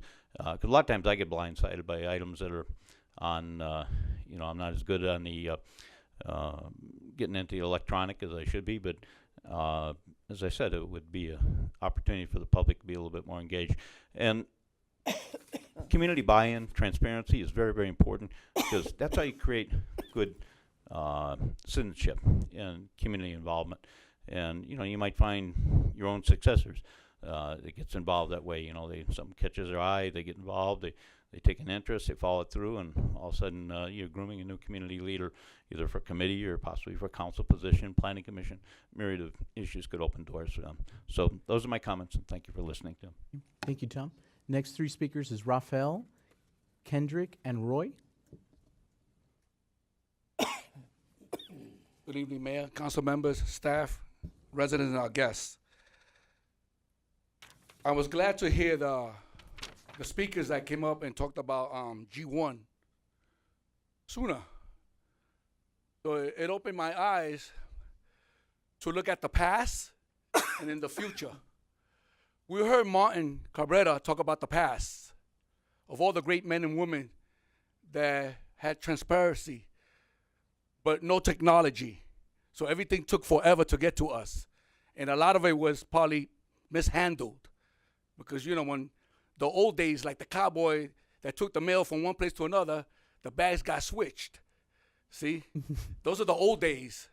In the old days, we used to tap or used the flashlight. And that took months, and people couldn't understand it. Then we got into the chief talking about what he needed, the police chief, because we got two chiefs here. We got the fire chief, too. So he talked about technology and why he needed the money for his department to be quick. The laser, all the new technologies that he needed at hand. Okay? Now that we had a young lady, or a lady, because I'm not sure, for sure she was over 18, so a woman came up from District 2 and did a wonderful thing in front of me. She read from a little PC, technology. She read everything out of her little phone, like that. So 72 hours is plenty of time in today's world. Plenty of time. I look at the agenda daily because I never know when our city clerk is going to cancel something, because I've been here before by myself a few times. So now I look to see if there's a cancellation. And today I looked again and I saw what was going on a closed session, the special one at 4 o'clock, not knowing what was happening. But I read some pretty devastating 3 words: discipline, dismissal. So I knew something was serious, okay? And then I heard, okay? And that was a sad thing, but things happen. We're living in a world that things happen. Even Ulysses Cabrera mentioned technology today. We're living in a fast-pacing world, okay? We're the ones that are slow, and we're trying to catch up. I make an effort every day to look at my emails like a lot of us do in the city, okay? You have to make some time if you want to get involved in the city things. You have to get involved. You got to make time. 72 hours is plenty of time. We're not living in the old days. Use your phone, sign up, and get involved.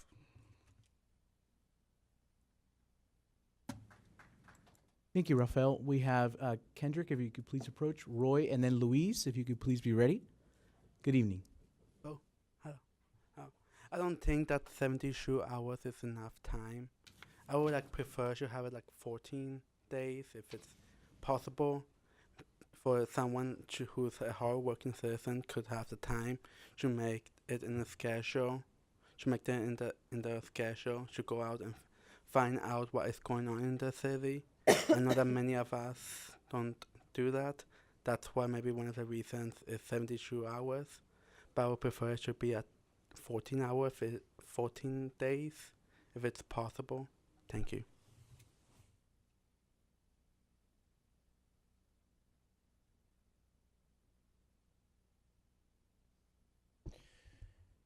transparency is a buzzword that gets thrown around a lot of places, and it's becoming almost meaningless in my view.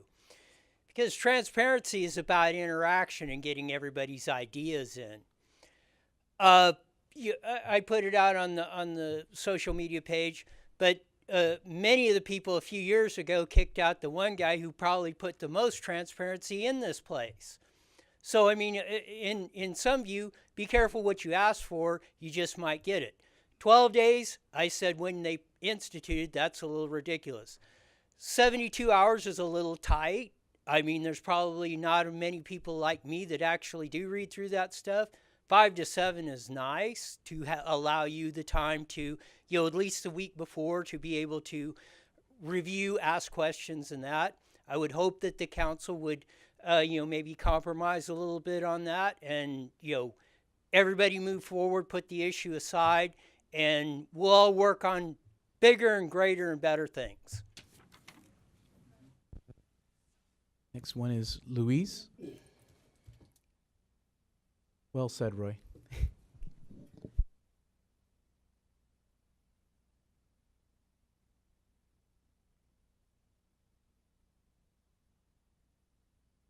Sorry, I'm asleep today. I lost some glasses here. I'm worrying about them because my daughter gave them to me last Christmas. So anyway, my mind was somewhere else. Louise Palomares, community activist.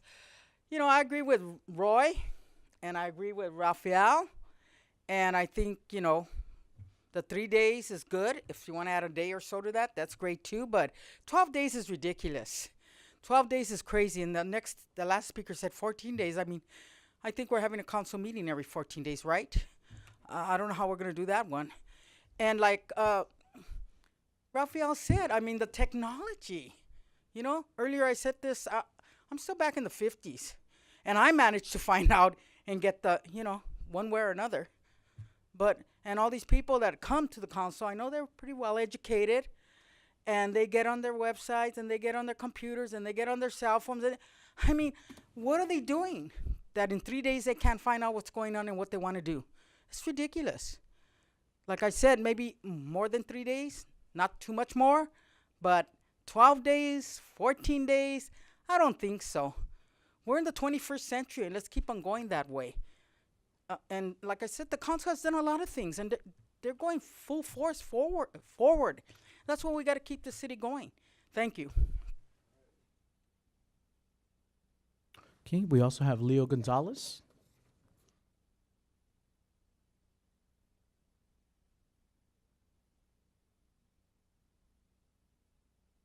Apologize, I wasn't ready.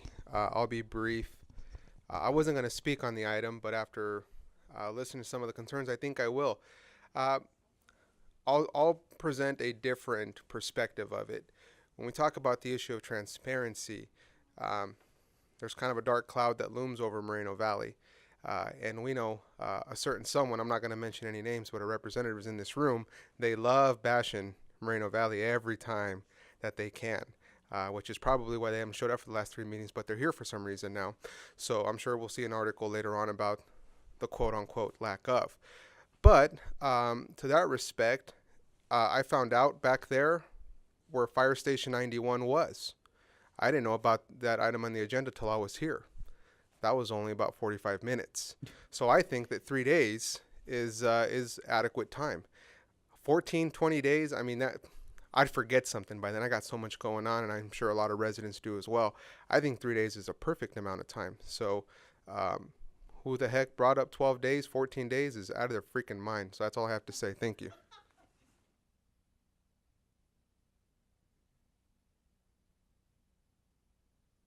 Okay, Madam Clerk, any other speakers? None.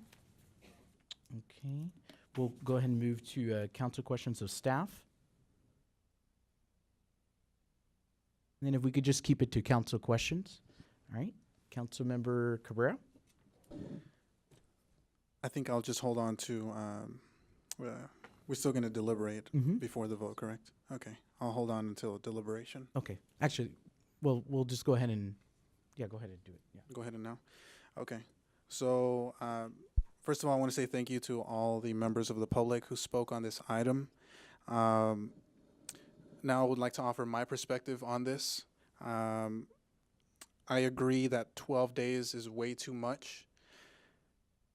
However, I also believe that 72 hours is a little too small in terms of amount of time that we allow for everyone to look at the agenda. Therefore, I would like to propose that we increase the 72 hours to 120 hours, 5 days. So post the agenda the Thursday before the council meeting. And additionally, technology was brought up. I know that the city is very active on posting things on social media, for example, Facebook. And I know that the majority of people out there who follow what's happening in the city go to social media. Therefore, if we can, I would like to see maybe if we can post something on the Thursday before council meetings on Facebook saying, here's a link to the council agenda on our website, for example. Maybe if we can explore some options like that. Thank you. Councilmember Gaiba? Thank you. When I'm probably, other than your mayor, the only other person that has a history on this whole topic. This city came out of tumultuous times, a couple of recalls, things like that. The city was reeling from this type of activity, and the city was being punished externally for what people were watching. Transparency, and let me throw a word in there that hasn't yet been used, because that's one of the reasons that the decision was made to go to 12 days. Trust. Trust was broken. Trust had to be regained. So by making the time frame longer, and by the way, it matches Riverside's, so it's not the only city, we're not the only city with 12 days. Riverside does 12 days too. I particularly wasn't really excited about going to 12 days, and after we approved it for 12 days because the residents wanted time, and I'm going to go through with you so you can understand why. I don't think every one of you has thought this completely through, and I'll explain that to you. Sometimes the staff reports are very lengthy. Sometimes we're in the hundreds and thousands of pages. It's not a matter of just reading it. It's a matter of studying it. And some of the people, because the other point is, 70% of this city are commuters. Now, when I used to go to college and teach and go back and forth to Riverside, it was hard enough to keep up with my studies, much less reviewing multiple pages of an agenda. So trust is very important, and I think that we've forgotten that, to build that trust in the community that we are responsible to do. And Mr. Cabrera, I don't know you very well out in the audience, but absolutely correct. You know, the trust and respect that we have to garner from our constituents. And I want to give them a chance to study it, because many times they come up with questions I didn't think of.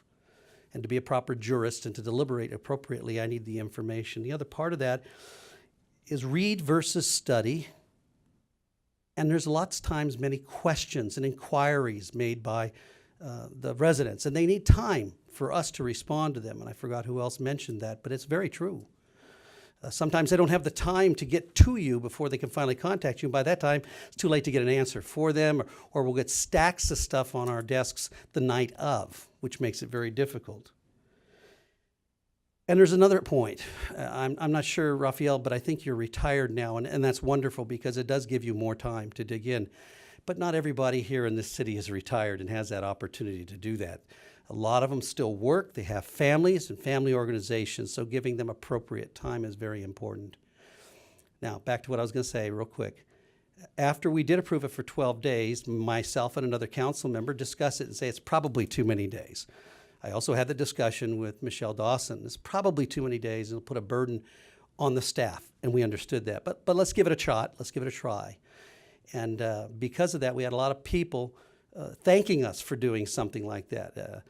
I get out in the community quite a bit, and if anybody knows me, I've got my Javas, and I answer my emails immediately. And there was a wonderful rebuilding of trust in the city over that. My feelings are, if you reduce that back to 3 days again, You're going to take away a lot from my community, and I represent a city of 210,000 people, of which 70% are commuters. And they hope and respect and trust the fact that their council members care enough about them to take the time to listen to them. And this is one of the best ways to do that. So I think 12 is a bit much. I had suggested, and we had the discussion when this was originally put into place, somewhere in the neighborhood of 7 or 8 days would probably be sufficient.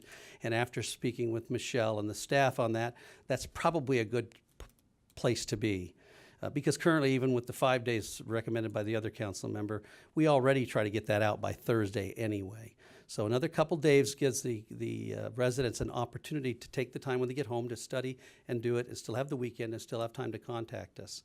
So I would have no problems with compromising to 8 days. Thank you.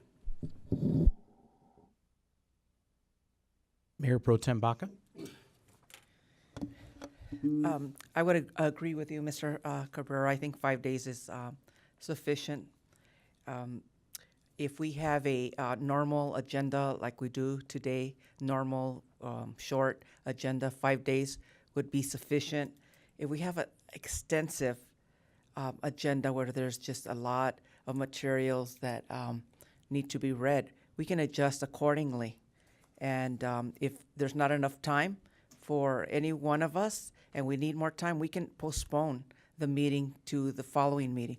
But my concern, and I just don't know how this happened, but we have a meeting on the first Tuesday of the month, for example, on January 2nd, and our next meeting following that is in 14 days, which means we only have 2 days to get items on the agenda for the following meeting. And I just think that that's not enough and it's not effective. And I'm looking for effectiveness and efficiency. And I believe that 5 days would be more than enough time. And like I said, we're not rigid. We're here to serve. And if we need more time, we can adjust accordingly. So I would support you, Mr. Cabrera, on 5 days. Thank you, Mayor Pro Tem Baca. I just wanted to just briefly mention, for me, my perspective on this is that we're a city, at least I want us to be a city of innovation.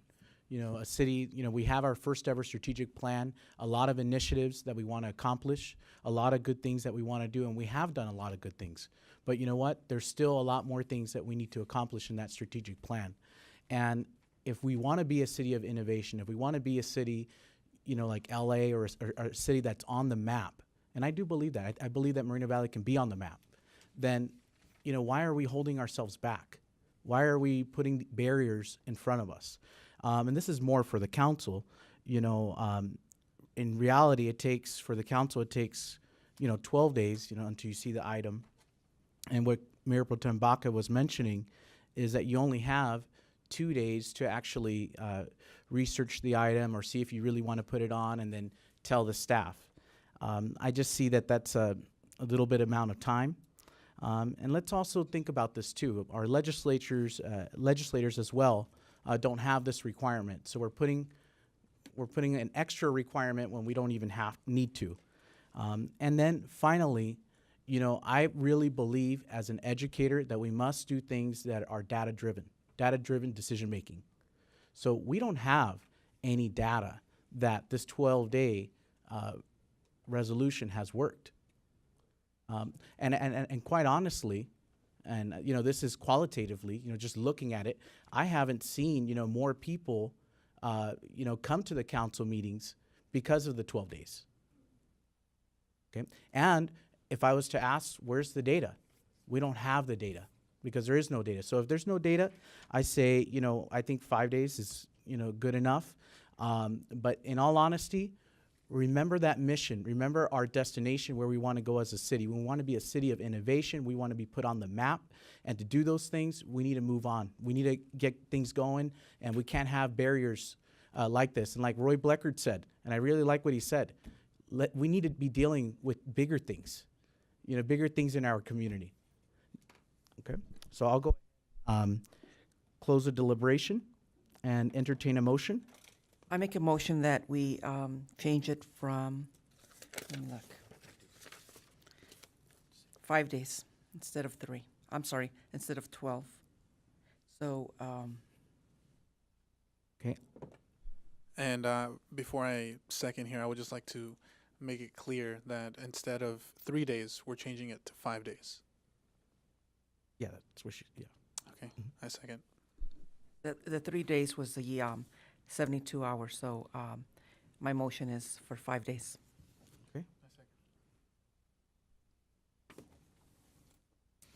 Go ahead and please vote.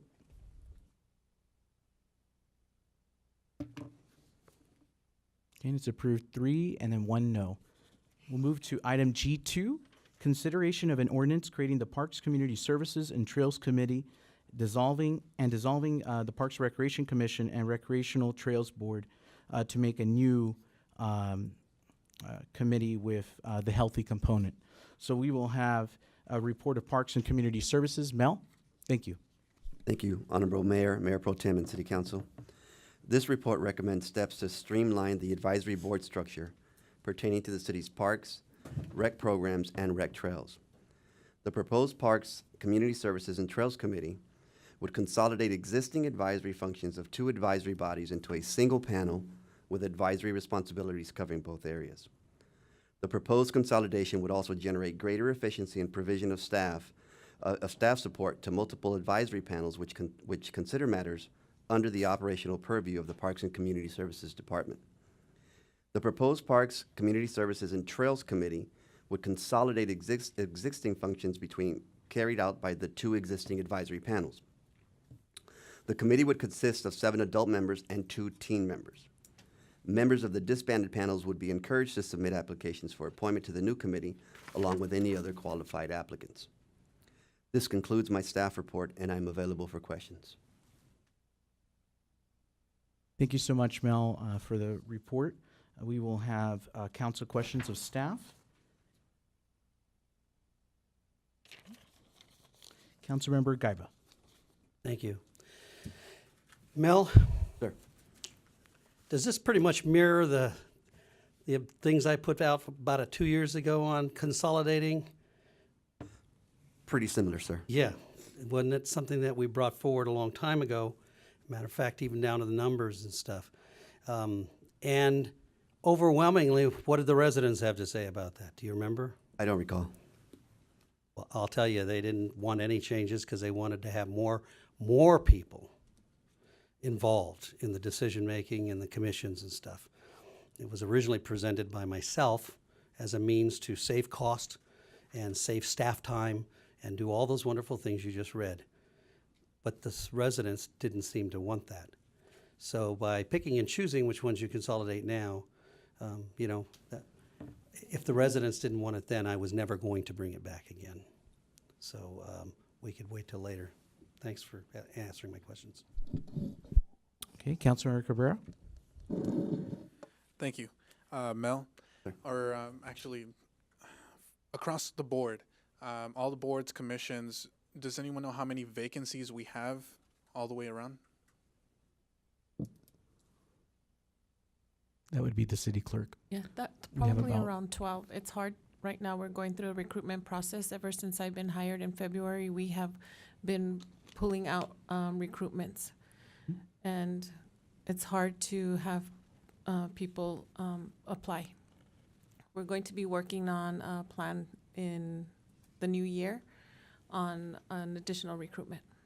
Okay, so we have about approximately 12 vacancies now. So I think we're right around there. I think it's a little bit more with these 2 boards that we're talking about right now. So yeah, that's pretty much my question. I think if we're trying to get more people involved, it looks like we need to fill those current vacancies that we have at the moment. So I don't think combining these 2 boards prevents any more public engagement. So that's all I have to say. Thank you. Okay.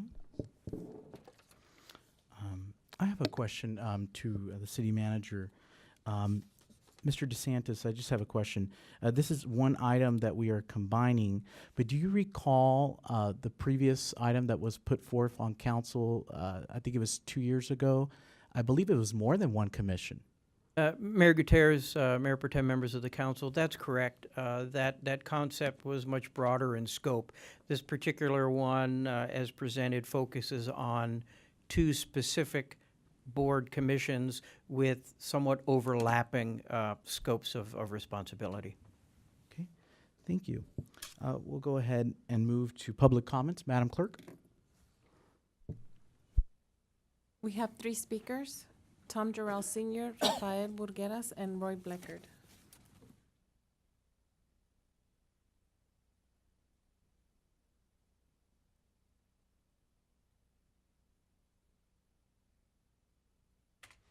Tom Jarrell again speaking on behalf of myself, Mayor Gutierrez, Mayor Pro Tem Baca, council members, members of staff, and the public. On this issue, I definitely speak from some personal experience. When I came to Moreno Valley in 1981, and then we incorporated in '84, I was on the original General Plan Committee for effectively about 4 years. And when we wrapped up that tour duty there, I looked around for something, and I went on to what was then the Trails Committee. In fact, I think it was Equestrian Trails Committee at that point. And part of the reason I wanted to do that was I was borrowing something in my hometown in northern Ohio called the Emerald Necklace. It was a series of, well, actually, it was their Metropolitan Park system, which is quite an innovative thing. But I saw the chance to have a really extensive trail system linking a lot of our open spaces and, providing recreation and things for our future residents. And hence my interest. I served on that committee for 10 years, round numbers. I think it was right at 10. I was the chair, I think, for 5 years. Not that I'm bragging.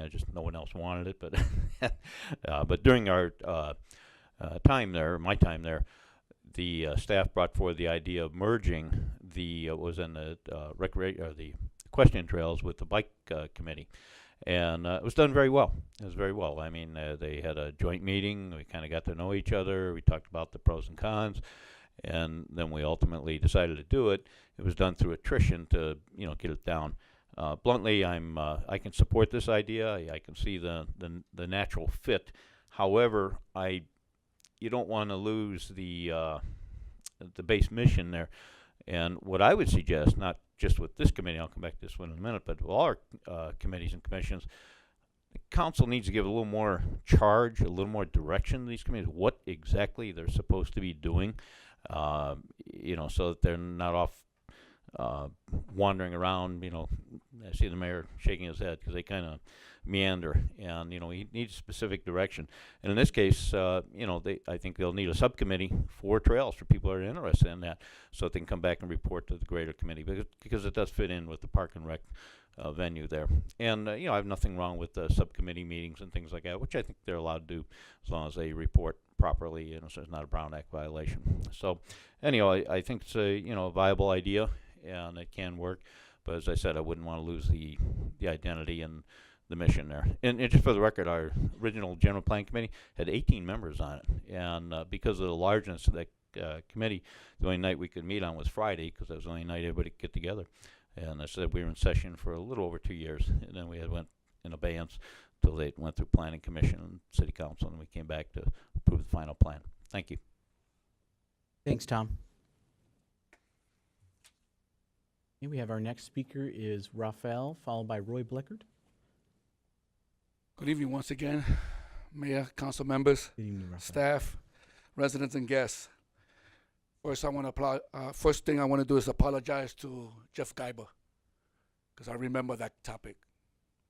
And he was trying to share with us at that time what he saw. And as a resident, I ignored it, because I was giving the residents the benefit of doubt to do something. But after reading the staff report, even when we give them 6 months, a year to do things, they don't do things. We're still short of 12 people. Now we're coming back to that old saying, downsize, make it better, more efficient. 7 adults and 2 teenagers, 2 young minds versus 7 old minds can do a lot in a committee. It can manage. I know when I come to the Planning Commission, There are 5 now. When there are 7 on the bench, it works very, very well. Very well. Again, I apologize to Jeff Geiber because I was one of those residents, and I don't want him to go look for the video either, because, you know, he might find me on there fighting for the people, and I will fight for the people. But when the people don't want to come and fight for themselves, we have to make a change. We need to save money. We don't need to waste money. The staff knows that. I'd rather see, instead of 4 staff members go out there and do the committee, I'd rather see two of them that will, again, use technology, the pad, write everything down. Because once you write everything down, you can go back to what everything that was said that day. So again, we're looking for efficiency. We're not taking nothing away from the people of Moreno Valley. If you're listening tonight, we're not taking nothing away from you. All we're trying to do is make it more efficient, less costly, and so we can have our staff focus on what needs to be done. Instead of having 4 staff members out there, we'll have probably 2, and it'll be a lot more efficient. Again, to the residents, I apologize for not listening earlier, but you know what? Sometimes things take a little while to sink in, even for myself. Again, Merry Christmas, and I hope everything works out well tonight. Thank you so much. Thank you. We have Roy Bleckert. The patience of Job. Well, it might have took a little time, but at least the process is starting, Jeff. I agreed, and you will, even if you go back and look on the tapes, if you were living in Roy's world, he'd eliminated them all. But it is. I mean, our commissions they need to be consolidated, made more efficient, maybe drop some of the members. The 12 vacancies is perfect example. We've had a utility commission, I think, for 2 years has not been full of members. And Pete came up when Jeff Geiber put that up there and said, get rid of the utility commission, it's useless, and he was on it. So that should tell you something that, the issue does need to be addressed. Hope we get a 4-0 vote on this. I hope we get a motion to put this on the agenda further and keep the process going and consolidating that. We do need to make it more efficient. That maybe make the meetings, even some of the commissions, maybe instead of monthly, maybe quarterly meetings, whatever it takes. But the process needs to be fixed. I hope this is the beginning of it, and I hope we work in the future to make it a better process so it works for everybody. Thank you. Thank you. Madam Clerk, we have a last speaker, and I need to be corrected. We have approximately 23 vacancies. Yeah, I thought it was more. Okay, can you mention the speaker's name? Bill Alvarez. Okay, thank you. My name is Bill Alvarez. I've been in the city since 2000, moved out here with my wife and 5 kids at the time. We're not professional activists, we're professional volunteers. We've volunteered in PTAs, rec leagues, high schools, boosters. I'm a Parks and Rec commissioner at this time, but we're here to give back to the community. That's why I did it. I volunteered over 7-8 years ago, and because I want to be part of the process, and it's a volunteer position. Like the councilman said, it's us as citizens of Moreno Valley, we should be giving back to the community. We should say, this is an advisory committee. That's what it's always been. Stuff that comes to you guys should be going through us, just so we know. We can advise whatever we want, but you guys are going to make the final decision. Now, about these, and I didn't come here to talk. I'm a little nervous. This is the first time up here. But I didn't come here to talk, but then you guys are talking about vacancies. According to the report I got last week, it says Parks and Rec Commission consists of 9 members, 2 teen members, and there are currently 2 vacancies on that commission. The Recreational Trails Board, the other one you guys are going to vote on disbanding tonight, consists of 9 members. There are currently 1 vacancy. So when I do the math, I think that's 15 total that are going to be disbanded if you vote for this. And then it's going to go back to 9 members, the new one. So that leaves 6. And you also said in here that more people can volunteer. Well, you got 6 people that people like yourselves, council people like yourselves, voted to put them in there. They're volunteering their time. I can't see why you're going to try to bring more people when you already have 15 going into 9. So I don't know what to say about that, but you guys, that's all I got.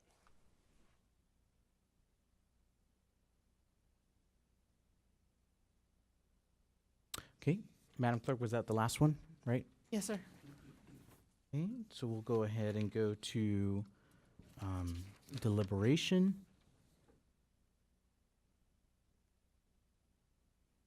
Okay. Clerk, can you go ahead and make sure to take that time off?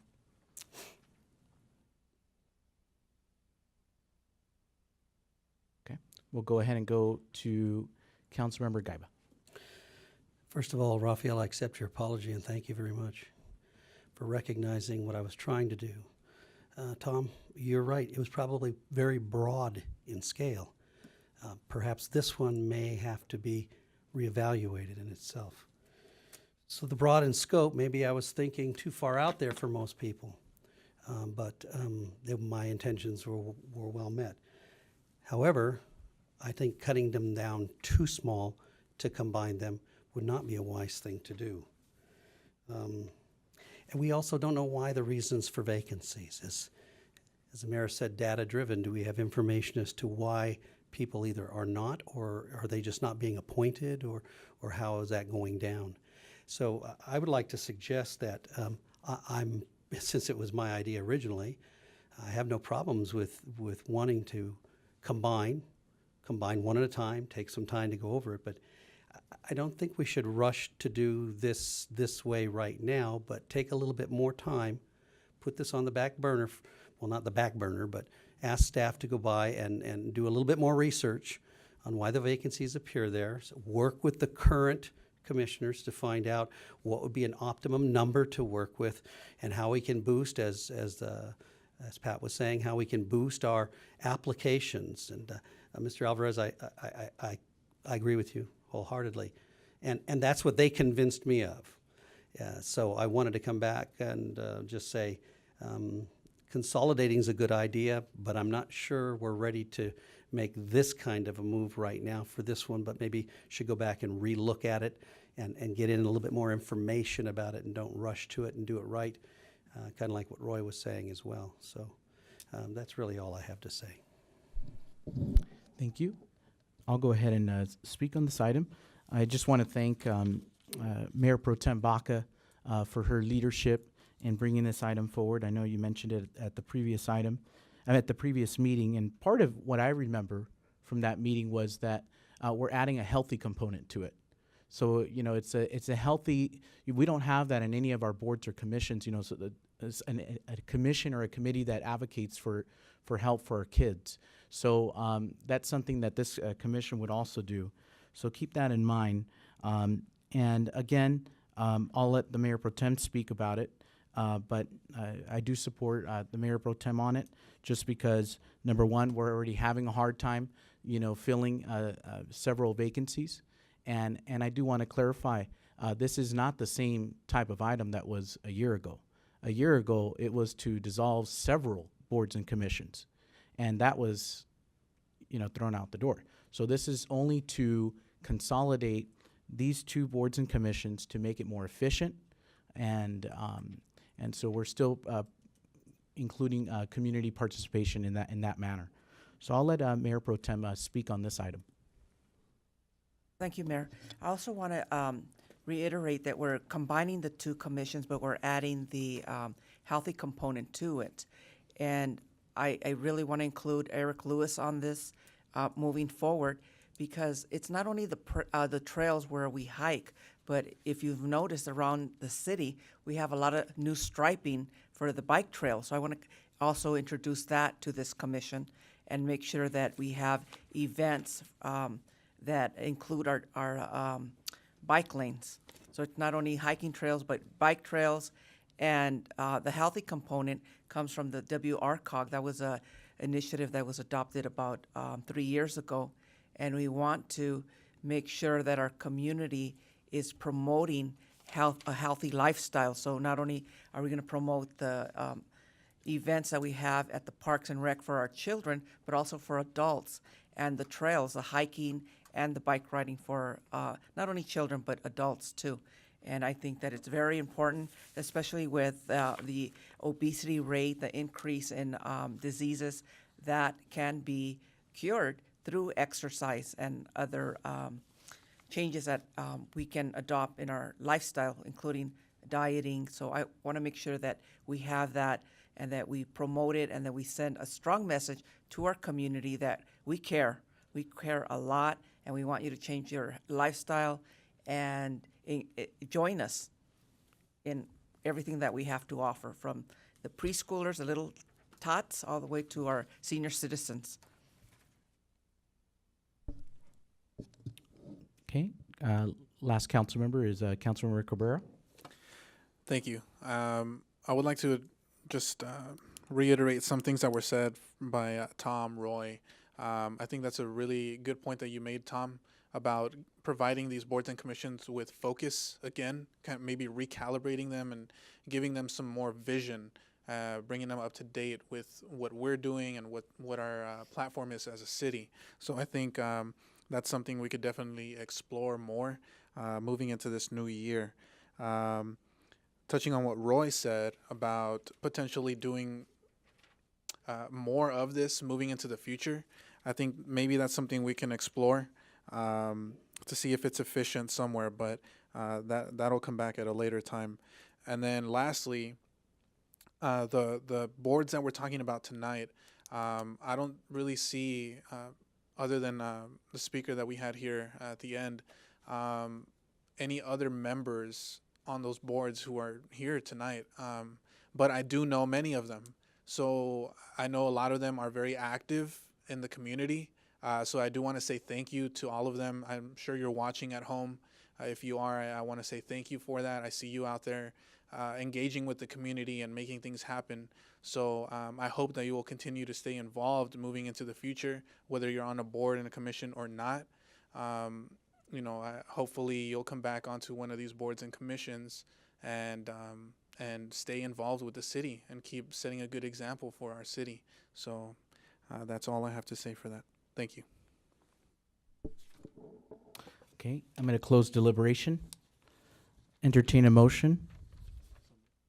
Moved by Councilmember Cabrera. Second, and Second motion by Mayor Pro Tem Baca. And what's the motion is to approve it, right? Yes. Yeah, okay. Please vote.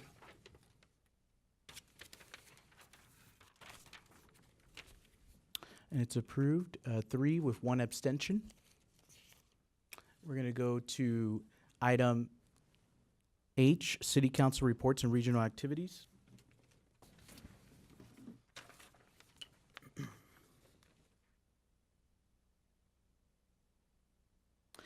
Tonight I'm providing an update on the recent March Joint Powers Commission meeting held on December 13th. In that meeting, the Commission modified the March JPA's adopted truck routes and to add streets within the Meridian Business Park, and received positive reports from the March JPA auditors about the March JPA's stable financial condition. That concludes my brief report. Councilor Marquez is not here. We have Mayor Pro Tem Baca, Riverside County Transportation Commission. also known as RCTC. On March 20th, 2017, the 91 express lanes opened and commenced toll collection. The usage of the facility has been more than originally projected, causing operational issues. Good news for our residents that use express lanes. RCTC has enlisted the help of a consultant to analyze the operations and recommend changes to improve performance. That effort will include improving traffic flow with geometric roadway or toll policy changes, conducting travel time studies, analyzing entry and exit points, and establishing potential holiday and seasonal toll schedules. motorists should see improved conditions in the near future. And I hope that it will move our traffic quicker. Thanks. Okay. I have the Western Riverside Council of Governments. The items covered at the meeting included the following. The Executive Committee allocated about $4.1 million through 2 rounds of Beyond funding. This includes, again, very similar to what we had, the $167,000. They also discussed the Clean Cities Coalition, and the Executive Committee approved 2 TUMF agreements for the Heacock Street widening project. And we'll go to Councilmember Gaiba for the RCA. There is no RCA. It won't be back until January. Okay. We'll go to School District / City Joint Task Force. I see none.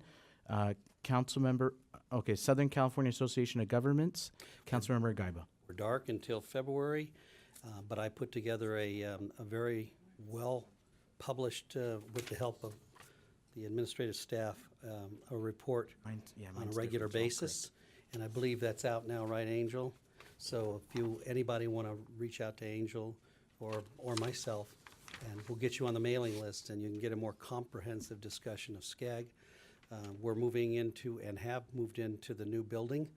And the new building is the brand new glass building, the Korean Air building they call it, right there on Wilshire. And so we'll be having our first meeting there in February. So with that said, I'm done with the big data, open data, and I will be getting that information. I think we also put in for a grant for that. Am I correct? That SCAG has now have a grant to help the cities design the smart city coalitions that they're doing. So I'll get some more information on that to you, Marshall, as well. Thank you. And I just want to correct the record. We do have a School District / City Joint Task Force, so we'll have Mayor Pro Tem Baca. Thank you, Mayor. The Joint Task Force meeting highlights are as follows. Under Transportation, our department reported that we're working with the Moreno Valley Unified School District for a Healthy Moreno Valley campaign. A contest will be held amongst the students for ideas. WRCOG funding will be used. This is a council-approved strategic initiative. Next, we have Think Together, which begins their annual reading contest on January 29th. And they also have a tutoring program at 18 schools within Moreno Valley Unified School District.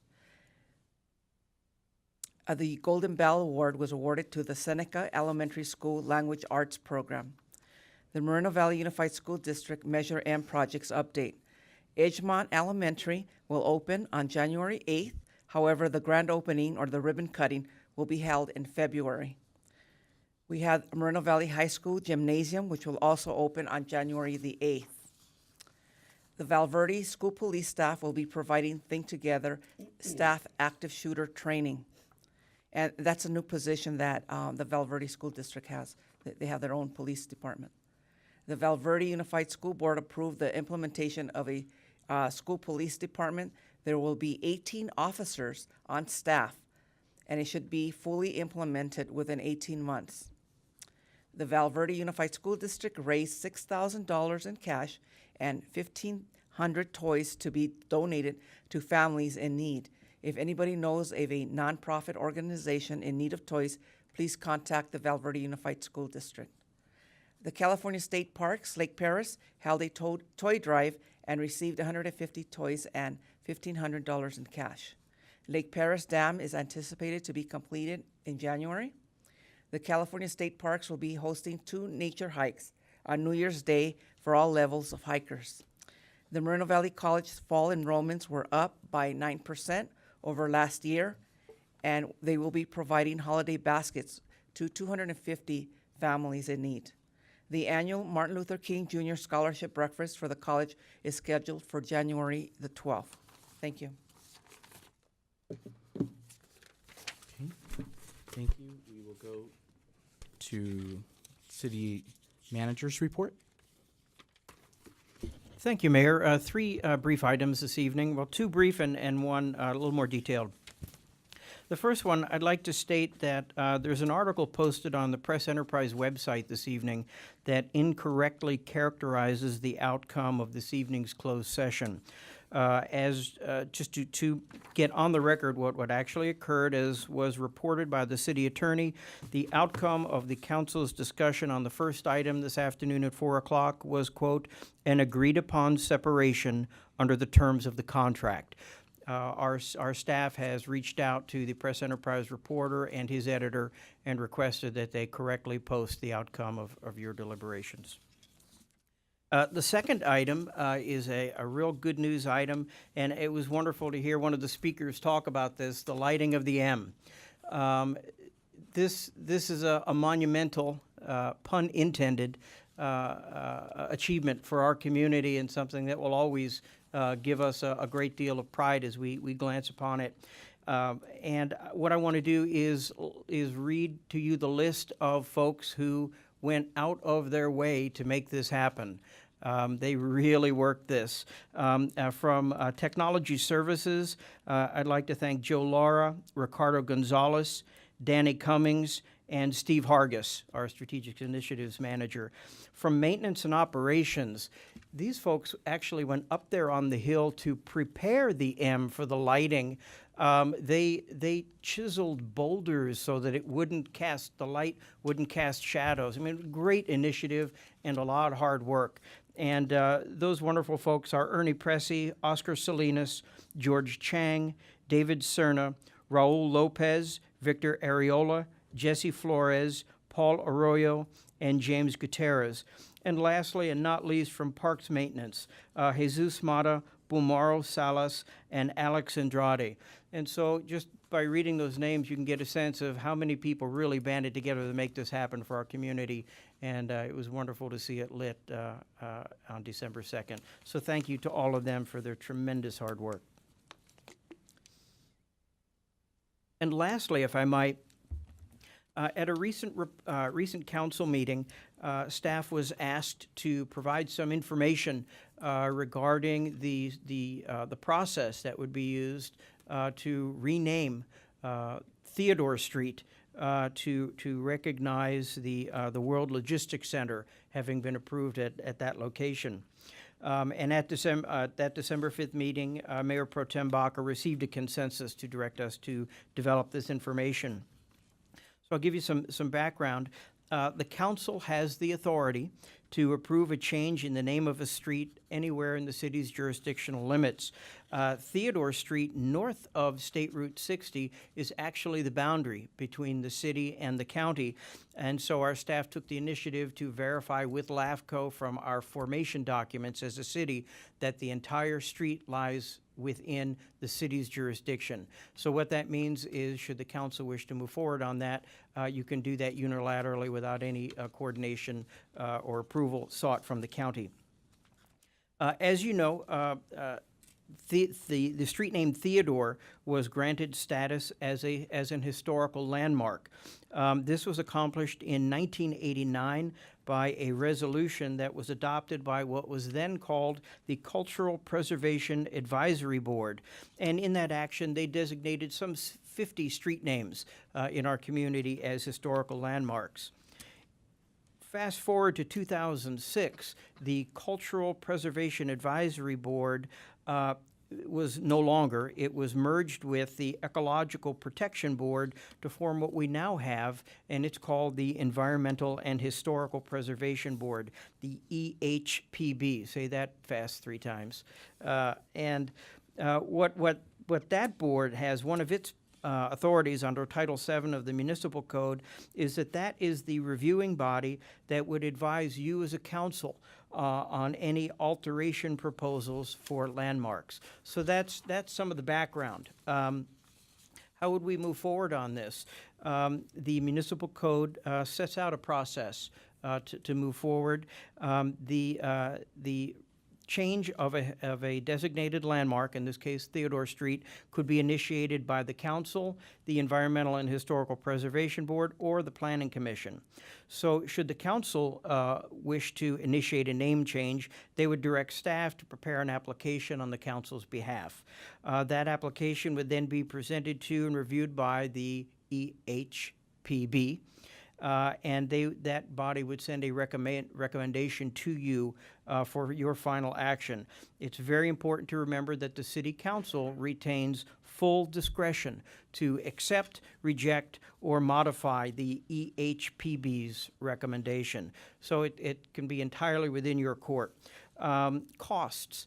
At this point, we've determined that the most significant potential costs would be associated with changing signage on State Route 60. Changing signage on city streets is something we can handle very quickly and inexpensively, but in this case, we'd have to interact with Caltrans. The cost to do this, our folks have done a lot of research, and they have indicated that the cost would be determined by Caltrans, and here's why. If the new name doesn't fit on the current sign, then a new sign has to be prepared, and if the mounting structures on that old sign don't meet Caltrans' current standard, then we would have to pay for construction of new mounting. For example, I'm told that in many instances, Caltrans no longer mount signs on bridges. They would if there's a change, it would require a new sign that was mounted in the ground. We don't have a cost from Caltrans yet. We have requested Caltrans to give us a quote for the study that they would conduct to provide that. Nothing in that process would slow us down from moving forward. If the council wishes to move forward, we'll do that on a parallel track. I just want to make you aware of what we would be doing. So that's the process. That's the authority that you have as the city council. And if the council desires, we are ready to agendize an item. We're seeking your approval to move forward and submit this application for review to initiate the process. That concludes my report this evening. Okay, thank you. City Attorney's report. Thank you, Honorable Mayor, Mayor Pro Tem, council members. Couple of quick items. Just wanted to update you on what the office is doing. First of all, in order to, again, improve efficiency and make everybody's job a little easier, we're going to present a new contract templates that staff can work with. So they're basically almost ready-made for different contracts that the city enters into. Our staff is working on that, and we hope to launch that by the first of the year. Secondly, again, we've been successfully have concluded a couple of more cases on the dispensaries, and now out of the 19 existing dispensaries over the last year and a half, 16 have been closed, either through agreement or through legal action. Also, I want to wish everybody a Merry Christmas and a Happy New Year. May I speak? This brings us to reports and comments from council members who did not speak earlier. We have Councilmember Gaiba. Oh, I have you on here. I was just looking at this, that's all. Oh. Yeah. Okay, first of all, I too would like to wish everybody out there a joy-filled Christmas and happy holidays. Second, I would like to say the lighting of the M, fantastic. That looks very beautiful, and the staff has done a great job of getting the vision put up there on the hill. But however, I do want to give a shout out and a thank you for Commissioner Baker having spent his own money and working on that. It was to do over the past years. And of course, everybody remember Steve Quintanilla, he used to pay for helping to light that M as well. So there's this is a fruition of what a lot of dreamers had of what they wanted on that hill. And I just want to give a shout out to Commissioner Baker for all the hard work and effort that he's done with that. And before I get into some of the stuff that I've been doing on behalf of the city, I do want to suggest that the mayor's memory is a little bit faulty. I only chose to get rid of one particular, and that was what Roy suggested was the Utility Commission. All the rest were combinations and combining. So I just wanted to make sure the public got the truth on that piece of issue. And it just may be that we both remember things differently, and I understand that. But go back and read the document and you'll see the difference. Now, after our last meeting in December 5th, I was allowed to represent our city at the Moreno Valley Unified School District Community Partner Holiday. And that was a wonderful event that I was attending on behalf of the city. I also had the opportunity to meet up with the new CHP commander. And if some of the staff remembers, I've been shooting you some information on how, especially in the police department, David, how the CHP has advised me that they have resources that are available to them to assist our city in the future and to partner with us. So we worked on that little partnership, and I hope you guys can really take advantage of what we were working on when I went to visit with them. I also was to visit the Beacons of Flight March Field Air Museum. SCAG, of course, I explained to you what's going on there. Please contact Angel and get a copy of my SCAG report. It's very comprehensive and it'll help you guys all out. Also, on December 7th, I was at the VFW post 8547 for the Community Connect 8th Annual Christmas event where we fed the veterans there, and quite a house full. Because if you remember, the Veterans Building now is getting ready to be raised.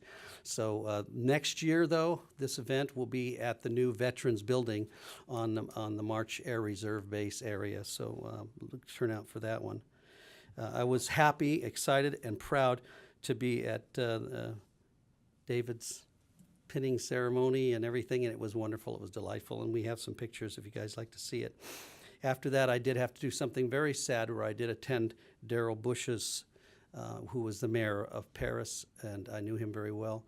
We were good friends for the short 2 years, and so I went to his services in Paris. There was a scheduled winter wonderland in Temecula Valley, but it was canceled at the last minute. I also did, there was a breakfast for Santa in Mead Valley, but that one I could not attend. And then the County Board of Supervisors joint open house I attended on behalf of the city, as well as the blue light ceremony right after that. There's I think for right now, the community, oh, this is wonderful. We have some photos of it if you'd like to see. Community Now did a helpful Honda, and we were over there at Moreno Valley Middle School on the 14th from 2:30 to 5:30 in the evening, assembling 31 bicycles and giving them out to students. That was a fun trip. David Marquez was also there. He was Santa Claus. He got frisked because the police department was gracious enough to send us 3 officers, and I think you have some pretty good pictures of some of those. They were wonderful and very helpful. And then, of course, as Santa was walking across with a sleigh full of goodies, they stopped him, they frisked him, and they wondered where he got all this stuff. You know, so with 31 bicycles we assembled with the kids, and I have lots of pictures if you'd like to see those. And then after that, I went to the MVPD 24th Annual Operation Holiday for the residents here, and I spent almost the whole evening with them. David remembers that I was there and meeting with the parents and the children. Also on the 15th, Assemblymember Jose Medina was having a reception and a holiday invite. I was able to attend that and visit on behalf of the city of Moreno Valley. And with that, I think that was a pretty busy week or so. So thank you very much. Okay, next we have we have Councilmember Cabrera. Thank you. First of all, I would like to say for the January 2nd meeting, I will not be here. I will be absent for that meeting. But if there's some way that we can work out my participation in that meeting, then I will work and make sure that that happens. Next, I would like to remind everyone in the public and everyone watching that our second library opens this Thursday. So 2 days from today at 10 a.m. we're going to have a grand opening, and we have a lot of, we have a whole schedule set up. So we have a lot of events, a lot of small things for the youth to come out and participate in, have a fun time. And that's another extension of what we're trying to do as a city to promote education. I love talking about that, especially self-education. Of course, you know, go to college, go to university, get your degrees. But when you're not at school, I try to promote that self-education. You know, read books, look things up online, and learn as much as you possibly can. Don't waste your time. Secondly, with the Homeless to Work, thank you to staff. I know, Marshall, you've been working on that, and you're also participating in the point-in-time homeless count for the county. So thank you for helping me to get more involved. I was finally able to sign up for that. And to the entire staff for getting the partnerships with Waste Management, with Salvation Army. I had Lieutenant Kane call me, and I also talked to Vincent Fredborg over the phone. Very nice gentleman. He has an amazing story. And I'm glad that we have that happening. It started, I believe, last week. And lastly, you know, I just want to wish everyone happy holidays. Well, actually, first, congratulations to Tom. Congrats on that. And, you know, moving forward, we just want to keep up that energy and that momentum, and we want to keep things happening. We want progress to take place here in the city. And so also, you know, we have Michael Wolf, Public Works, Mel Alonzo, now you're the director, HR, you know, new faces, and our new chief. So we just have to keep things going. As the public said, there's a lot of things that we're accomplishing here as a city, and the hard work is done by you all. You know, we're just up here smiling and talking all day, but you actually do the hard work. So thank you for what you're doing, and let's keep that going into the next year. And lastly, happy holidays to all of you, you know, the council. If I don't see you after today until next year, then happy holidays, Merry Christmas, Happy New Year to everyone in the public and everyone watching on TV as well. I can't see you in person, but happy holidays. You know, enjoy your family, enjoy the food, spending time with your friends. You know, it's a time of giving and gratitude, and just enjoying time with our loved ones. So just once again, happy holidays to everyone. And next time I see you, it will be 2018. Okay, we have Mayor Pro Tem Baca. Hey, first of all, I would like to give the staff direction to get the naming of Theodore Street to the World Logistics Center Parkway concurrently with the while you investigate the Caltrans process. I can get a consensus. Yeah, I don't have a problem with that. Sorry, can you repeat that one more time? If we can get the process, give direction to city council, to the city staff, to personnel. I'm sorry, to the city manager's office to get the naming of Theodore Street to World Logistics Center Parkway concurrently while they investigate the process through Caltrans. Yes. Thank you. And I want to say I attended the blue light ceremony in downtown Riverside with our sheriff, Stan Sniff. I want to say that it was a very beautiful ceremony, very touching. We had lots of families there that were given flowers on behalf of the sheriff's office, the association, and they were family of our recently lost police officers. But there was a naming of over 200 that we have lost here in Riverside County. So I just want to say that the lights are blue in Riverside, and that it was a very touching ceremony. I want to say Merry Christmas, Happy Hanukkah, Happy Kwanzaa. Please do not drink and drive. You have Uber, you got Lyft. There's no reason to be drinking and driving during the holidays. I'm not saying don't celebrate. I'm just saying be very, very careful. We have a lot of people on the roads, so think of them as well. Please come to the ceremony on Thursday at 10 o'clock if you're not at work. It's a grand opening of our satellite library at the mall. I'd like to see you there.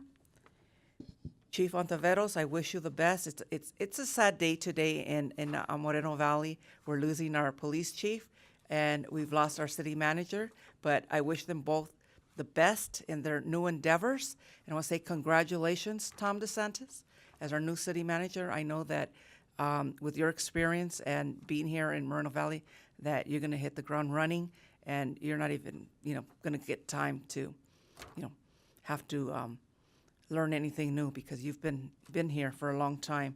And I just want to say that we're happy to have you. So, thank you. I also want to thank you, Mayor Pro Tem. I just want to thank the staff again for the tree lighting ceremony. I know I discussed it a little bit in the prior meeting, but it was really a great event. A lot of people have already come up to me and mentioned that it was a really great event. So I just want to say thank you to Mel, Parks and Community Services, and everybody else that was involved, the fire department and everyone else. I want to congratulate various people. We have obviously our new police chief, and I also want to congratulate former Chief Joel Ontiveros for his service and now for his retirement. I also want to thank Michelle as well for her service to the city. But I also want to congratulate Tom DeSantis, Mr. DeSantis, for becoming the new city manager for the city of Moreno Valley. Tough shoes to fill, but I know you can do it. I feel that you've already been running already and working on various operations and programs, and I believe that you understand that we're a city of innovation here, and we want to put ourselves on the map, and I think you understand that. So congratulations. I also want to thank the staff for the lighting of the M project. I think it's been a really positive thing for our community. Like the speaker mentioned, his son has already said, "Oh, look, Dad, we're home." So that's what we want our community to say, and their kids, is once they see that M, they know that they're home. And so I just wanted to clarify that the M will be lit every night. So it's not just during the winter. I want to mention that we have the new library branch opening this Thursday at 10 a.m. I welcome you all to come to that event, as my other council members mentioned. I've also recently, these past 3 weeks, have been quite busy for me. I've been attending a lot of several winter performances at various school sites, and just giving the support to the students, in Moreno Valley Unified School District and in our other district, Valverde, and even in other schools as well. So, like charters and things like that. So, just want to say we have a lot of talent out there in their performing arts. I also want to mention that I attended the Happy Hanukkah Festival of Lights event yesterday in Riverside. It was a great event, very well attended, and it was really nice to see various cultures come together. And there were people that were not Jewish, but there were people from various cultures getting together to celebrate Hanukkah. I also want to mention skateboards. We had a group of students from Valley View High School that came and presented a petition, and I just want to clarify, City Clerk, how many petitions, or actually how many signatures were in all of those petitions? You can just give me an estimate. 933. Okay. All right. So we have about 933 signatures. I also understand I was reached out on another social media platform, and it's my understanding, after I did some investigation, that there's another group of students. I guess, I don't know if they heard about this or how they found out, but there's a website, and they've already collected within the first hour, or the second, no, I think it was the second hour when I saw it, already 600 signatures from kids that want a skate park. And so, like I mentioned, when they presented that, we want to investigate that. And I will be setting up like a little committee, and I've already asked several of these kids and their parents. And so we'll be meeting upstairs, to talk about, various, solutions and, maybe where we could put it, maybe possibly what type, because I would like us to have the input from people that are actually in that sport, that know about, okay, what type of facility. Because I've heard pros and cons of the facility that we have right now, but when I speak to people that actually are in that sport, they give me a little bit of criticism about it. So I just want to make sure we get the right input from the right people. So I'll be inviting, obviously, the city manager and then the parks staff to be in that meeting. And it's just a positive meeting, you know, to have the parents there and just to talk about, okay, what are some of the things that you want to see, you know, in a type of skate park. I also want to say Merry Christmas to the Moreno Valley residents, Happy Hanukkah, Happy Holidays, and Happy Kwanzaa. This meeting is adjourned at 8:35 p.m.